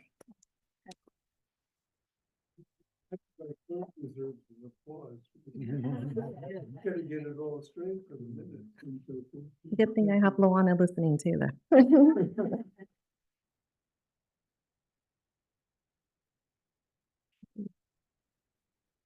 Happy? Everybody happy? All right. Our next item of business is the award of the contract with Ascent Environmental to provide planning and environmental review services for the Purisima Creek Redwoods Open Space Preserve comprehensive use and management plan. May we have a staff report, please? Good evening, Board. Gretchen Louston, Senior Planner. I'm here tonight to present the award of contract for planning and environmental review services for the Purisima Creek Comprehensive Use and Management Plan. The general manager's recommendations are to authorize the general manager to enter into a contract with Ascent Environmental to provide services to support the Purisima Comprehensive Use and Management Plan for a base amount not to exceed $142,175, and to authorize a 15% contingency of $21,326 to be awarded if necessary to cover unforeseen conditions for a total amount not to exceed $163,501, and to authorize a separate contract allowance of $20,000 for additional technical studies if needed, bringing the not to exceed contract amount to $183,501. The Purissima Comprehensive Plan is being developed to thoughtfully consider preserve-wide actions and improvements while streamlining the environmental review, public engagement, and approval process. The plan will guide long-term management with the goal of protecting and enhancing natural resources while integrating land management activities and ecologically sensitive public access, incorporate new public access improvements and resource and land management activities, including the Purissima to the Sea Trail and parking area, Highway 35 multi-use trail crossing and parking expansion, Purissima multimodal access implementation, and the Irish Ridge restoration projects. The plan will also serve as the basis to conduct the environmental review under CEQA. This map shows the key project locations for the elements that will be included within the plan.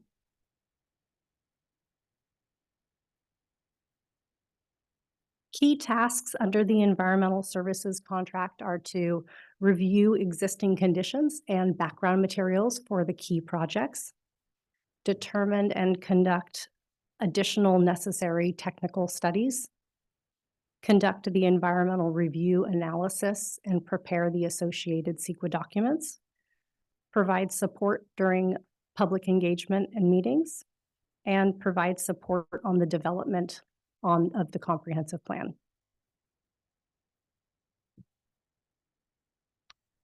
If the board authorizes the award of contract, staff will initiate work this winter with the background information review and identifying and conducting any additional technical studies if they're needed.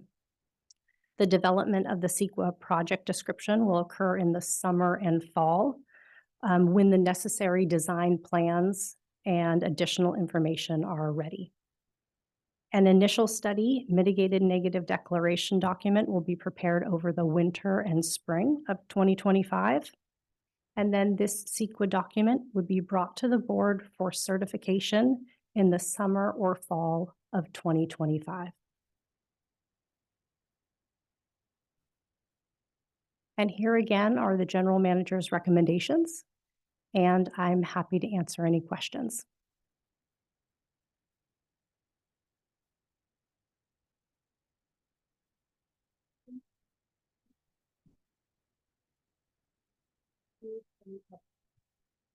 Do we have any public comment? Oh, sorry. We do not have any. All right. Does anybody have anything to say? Yes. Okay. Oh, go ahead. Well, hang on a second. You didn't? No. Start with you, Yarko. Oh, I was just going to make a motion to adopt the Oh, okay. the recommended action. Fine, but I think there might be Oh, some. okay, sure, yeah. sure. I'm sorry. Yeah, I had a couple of questions. And again, they're more or less procedural, but there's some more meat behind them. We had something recently we were talking about, like, are we just kind of moving back toward 15 as opposed to 20, as opposed to 10% contingencies? I thought we'd move to 10% contingency. No, the amount of contingency is based on the level of risk of potential issues that might come up. So it depends on the project. And also for projects where we're starting off very early in the process and there's a lot of potential for some additional scope increase for additional public meetings, some additional schematic designs, et cetera, we do ask for the higher amount at that time. And so thank you for that. And that leads me to the second question, which is, the $20,000 for additional technical studies if they're necessary. So it seems like the 15% contingency should cover that $20,000 So for the allowances, and Gretchen, you'll need to provide a little more detail that I might not have here for this project, but for allowances, we handle those differently in that those allowances are very specifically set aside for particular tasks that have an extra high potential, if you will, of being required as part of the process. So they're not for general miscellaneous things, they're very specific. So I can tell you and Gretchen, you can explain this, the one that's here for this particular project. Sure. But for example, for a site cleanup, if there is high potential that we might need a second remediation test to confirm absence, we would include that as an allowance because that's a high potential that either ourselves or the county or what have you might require that to close that site out.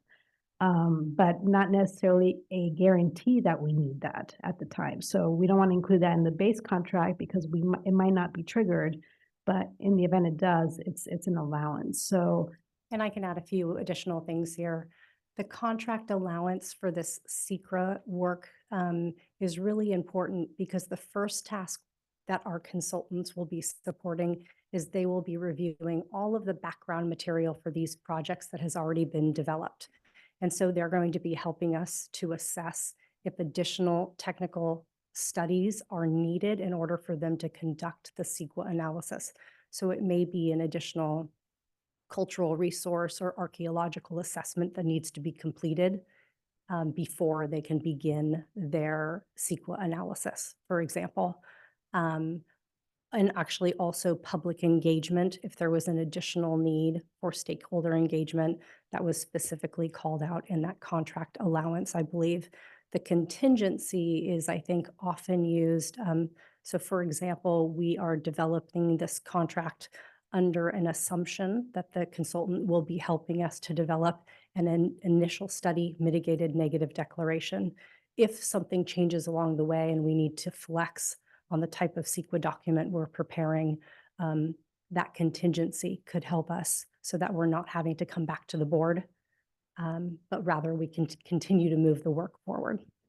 And just to add a little bit more to that too is one of the recommendations that I brought before the board, I think it was at the retreat, was as a measure to try to move projects along is to have us, the staff, really think a little more deeply about the potential need for some additional work that might be triggered for these projects, and to try to build that into the contract awards that we bring to you so that we have the approvals up front should we need those funds to carry that work so that it doesn't delay us in the process of trying to come back to the board for those amendments later on when we say, oh, well, it turns out we do need that.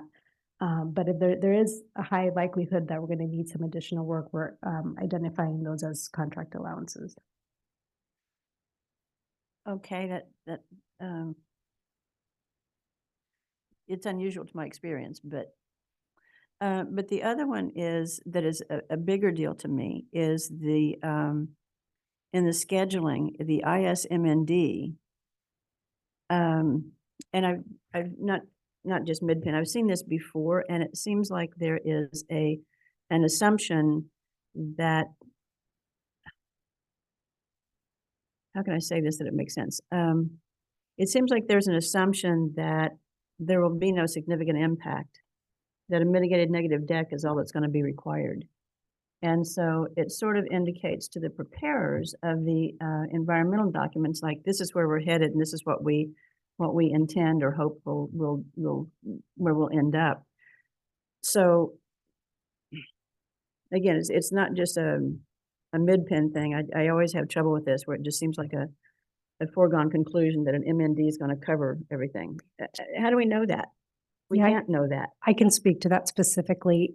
In terms of developing a scope with our consultant, we had to, well, first I'll say that it is the goal when we are building projects that we will build a project specifically to avoid significant impacts.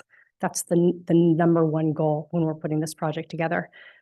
However, like I said before, related to the contingency, we are certainly not 100% sure that an ISMND would be the right path. We are making an assumption right now to enter into a contract with a specific scope, knowing that if, as we are completing the project description and entering into that and completing the initial study checklist, if we then see something that where there's a potential for a significant impact, we would have to go back and reassess that scope of work to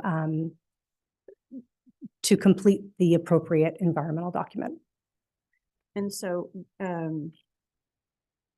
how do we make it clear, because we don't have the contract, how do we make it clear to the, I forget the name of the, Ascent? How do we make it clear to them that, you know, don't minimize an impact so that we can get to an MND, but do due diligence? So if it's a significant impact, we need to address that one way or another, as opposed to heading down a path of like, oh, we think we can mitigate this. Because sometimes mitigations are worse than the initial impact. Excuse me. I will say that during the request for proposal process, we were very clear that we needed all consultants to propose on the same scope of work. And so that example was for the ISMND. But it clearly stated in there that that determination is made after the initial checklist, you know, and the determination of looking at the potential impacts is complete. I'm going to pass it over to Jane as well. Thank you. Thank you, Gretchen. This is Jane Mark, Planning Manager. So Director Holman, it's a really good question in terms of making sure there's no foregone conclusion made in advance of any environmental analysis done on the proposed project. In our experience working with Ascent, they're not they're a firm that we've worked with before. In fact, we've worked with them on the Mount Amanum Restoration and Public Access Plan EIR, and they've also helped us with a couple of addendum associated with that EIR as well. We've also worked with them on the La Honda Creek Master Plan initial study and mitigated negative declaration. We have quite a good experience working with Ascent. They are quite conservative in terms of making sure that we've done a thorough job analyzing what the potential environmental impacts are associated with the project. So as Gretchen mentioned, you know, in accordance to CEQA guidelines, we will go through a very thorough checklist that will address each of the environmental factors, for example, air quality. And there's like specific aspects of it that we need to meet those thresholds to ensure that there are no significant impacts, or if there's something that may be a potential impact, it will be shown, or if there's things that we can mitigate if there are potential environmental impacts associated with that particular project. So this consultant is one that we have worked with extensively on past CEQA review and analysis. And for the most part, they've done an excellent job. And I appreciate the past experience and the explanation. And I mean, y'all know I'm a process person. And I'm not terribly comfortable with the wording because words matter. Right. And the same thing with the next step is like CEQA certification. Well, we don't know absolutely we're going to be able to certify the CEQA documents. There might be a statement of overriding considerations before the certification could happen. So, words matter. Yes, we understand. And we try to keep it at a very high level in terms of the milestones associated with the CEQA procedures. So, and I understand we don't know if there are going to be greater environmental impacts or not. We just have to do the work. And at some future point, we'll bring if there are any changes to the CEQA process, we will definitely inform the board that this might be something different than a mitigated negative declaration. Okay, thank you. The only other thing I would just add is we will definitely know for sure as we're proceeding with the initial study whether an MND is the right tool. But the good thing is that we do have some information already at hand, all the existing conditions information, all the feasibility studies information that we've gathered around all the different projects that are indicating that that might likely be the right path. So we are moving forward with at least some indication at this point, but obviously confirmation after we do the initial study.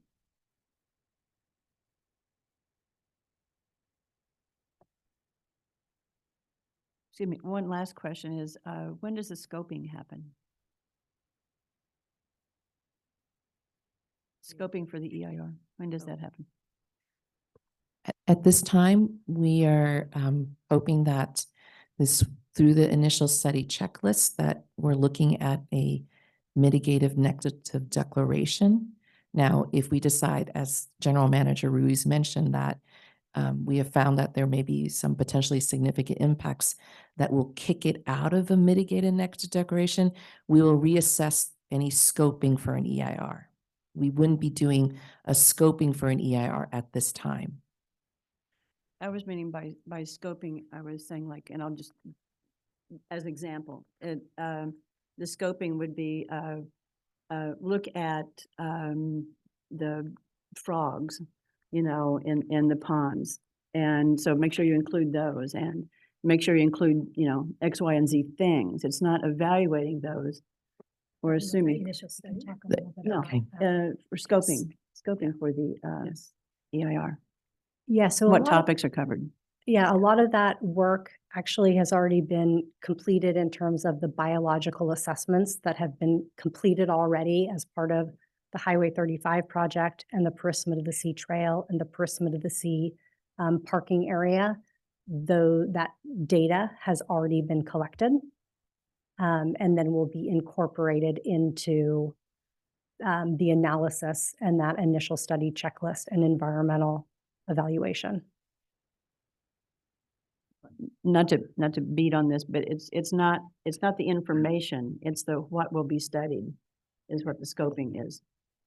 Oh, maybe I guess we're trying to make sure we interpret your question correctly. Maybe it's the initial study questions, because those questions are very specific as to all the different components. Under biology, there's all these different, there's water quality, there's habitat, right, that get evaluated and studied. And maybe Jane, you can touch on that. Sorry. Yes, under the checklist, there's a series of questions that will be asked. Will this project be located near any waters of the U.S.? Will these project be located near riparian areas or ponds or seeps or springs? So that will trigger our consultants to go back to our biological resource assessments to see if that's already been covered. If not, we may do some additional technical studies.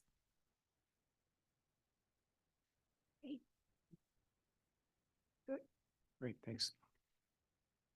I have a kind of a dollars and cents question, and it's much easier than what Director Holman is asking you. Good questions, but it was just interesting that the 5% negotiation.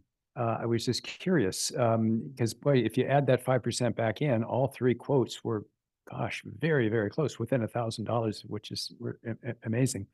But I've just never seen that before where we were able to negotiate the 5% out. And I was just wondering, just curious as to how that, what happened or how'd that work? And boy, can we do that again? That's great.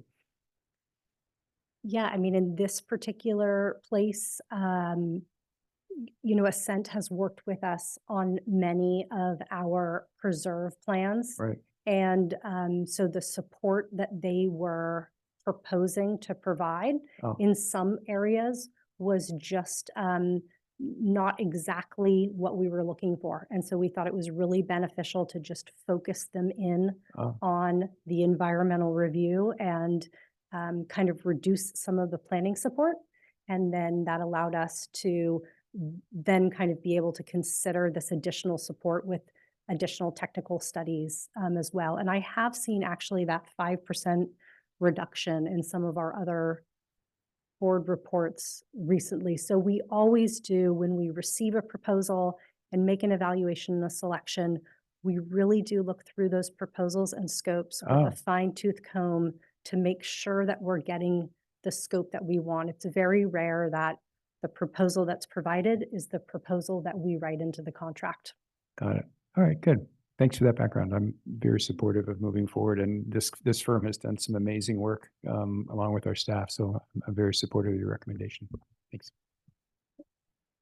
Just a quick comment too. I too was happy with the selection of Ascent. As you know, we've been talking a lot about streamlining and moving projects forward more quickly, and it seems to be able to work with a consultant that you have a good working relationship with could help with that streamlining and keeping things moving quickly. So appreciate what you brought before us this evening.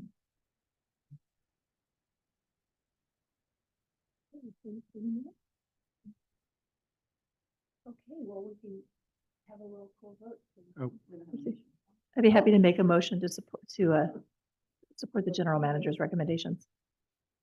Second. Yeah.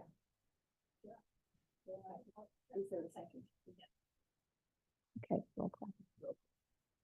Great. To confirm, it was Director Christine Tucker, second by Director Kishimoto. Director Gleason? Is there public?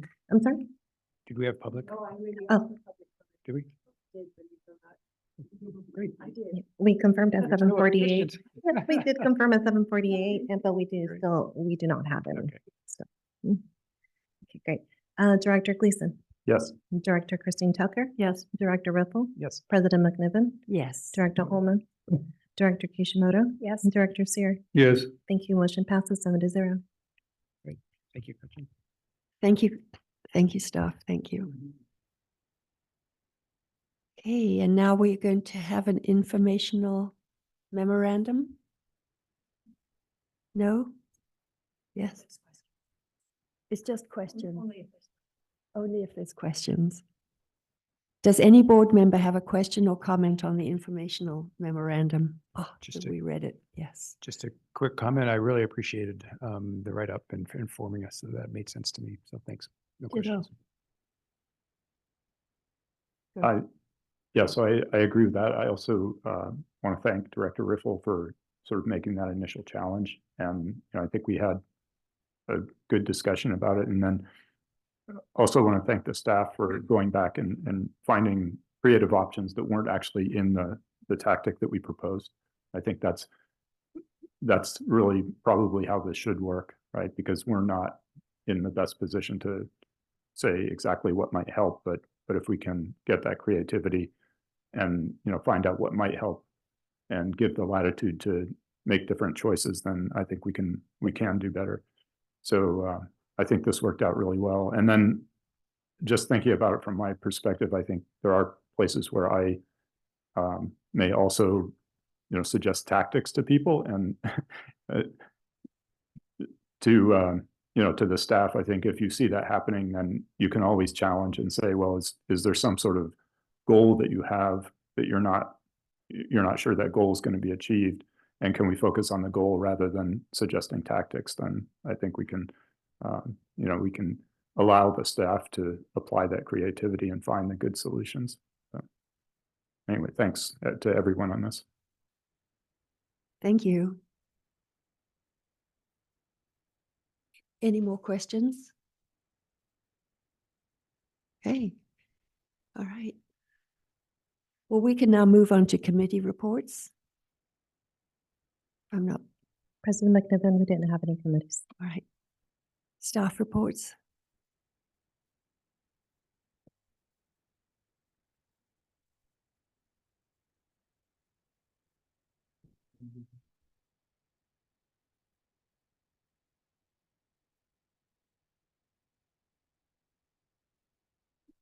It's a long walk from the peanut gallery. Stefan Janschelak, CFO. First of all, congratulations to the new officers for 2024. But the real staff report I have is there's 2 Room to Breathe books over there on the table, and I would invite you to sign those. One of them is for Deborah Hurst, and the other one is for Corey Skinner. I just had a question. Maybe I missed the memo. I didn't know that Corey is leaving. Yes, that just came in. Yeah. Oh, And, sorry. it's okay. She's retiring and her final day is going to be the end of the month, January 31st. Okay. And we will be having a get together, a gathering to farewell. But we're still assembling that and we'll send that to the board as well. So Corey's book will be out there longer. I was going to say, yeah. Deborah's last day is next week, Thursday. So this is the opportunity for that book at least. And I also just sent out an invite for a informal get together next week, Thursday. I also copied the board. We invite you. We at the State of Mind in Los Altos. This is for 4:30. Deborah? Yes. Great. For Deborah on January 18th, next week, Thursday, 4:30. 4:30 to 6:30. So if you have time, please pop in. Thanks. Thank you. Co-side party for Corey.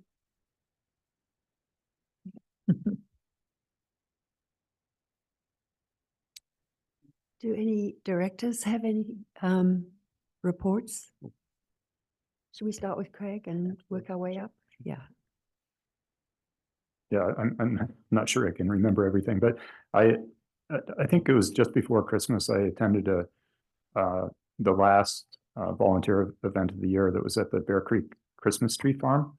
And I'm not sure who's had the opportunity to visit there, but even if you've been there before, I think it's changing as they do the project there, the restoration project, and it was really pretty fascinating. Ari from Natural Resources joined that project, and she spoke a lot about the work that they've done in there and how they're approaching it. So it was really, really a fun project, and there were a lot of people there as well, a lot of volunteers.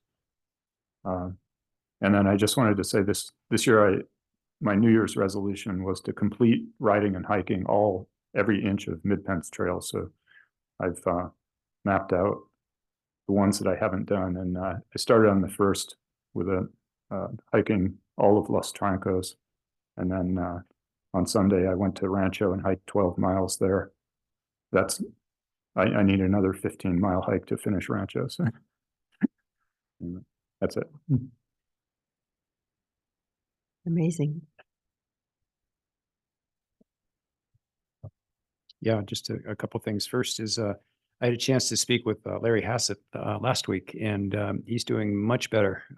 So it was really great to talk with him. So he says hello to everyone, but it seems like he's on a much better path. So doing well.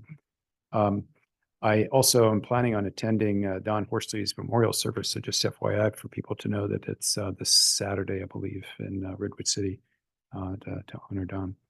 And then finally, there was a very interesting, I mentioned this to some of you, a very interesting article, piece in the All Things Considered, the NPR, about the Pescadero Creek watershed improvement for salmonoid improvement. It's very, very positive, done by KQED, but it was a national coverage for a place that is right next to our new preserve. So it was really nice to see that. That's all. Thanks. I think it's actually in the preserve in Cloverdale. I'm part of it. It's a big project. Yeah, yeah, maybe. Yeah. Yes, Zoe. I wanted to mention one thing. Director Riffle just jogged my memory that yesterday the San Mateo County Board of Supervisors did vote to enter into an option to purchase the 50-acre Bay City Nurseries property, which is big news for the possibility of farm worker housing and affordable housing on the coast side. And it is something that there may be a possibility for the district to participate in some way or another there as per our new ag policies. So I think this is really extraordinarily good news for the ag community in San Mateo County. More to come on that. Karen? Not only that, Christmas Eve, I guess it was, the Midpen documentary was on, and it was nice to see it again. It's a good piece. It stands up even if you've seen it before. So well done. made a special effort to record it. So I look at it. It was nice to be forewarned that it was coming back. So I was able to catch it again. Well, for my part, I went to the Hawthorns Public Access Working Group meeting that was in December. And I think it's coming on pretty well, that they all totally understand that this is a hard decision, that they have some hard decisions to make, although they did say they were going to leave them to the board. They were mostly working on trail options, which didn't seem to be too, the trail options that were presented to them, they seemed to like those. There were 3 options, but the harder one is the parking. And there's a lot of difference in, safety is the big issue, and the entrance on Alpine Road with all the bicycles going by. So I think I have heard that staff has come up with some alternate options, and so it will move forward, it will get done. Not everyone's going to be 100% happy, but it's going to be a good project. So thank you. If everybody's happy with it, you're doing something wrong.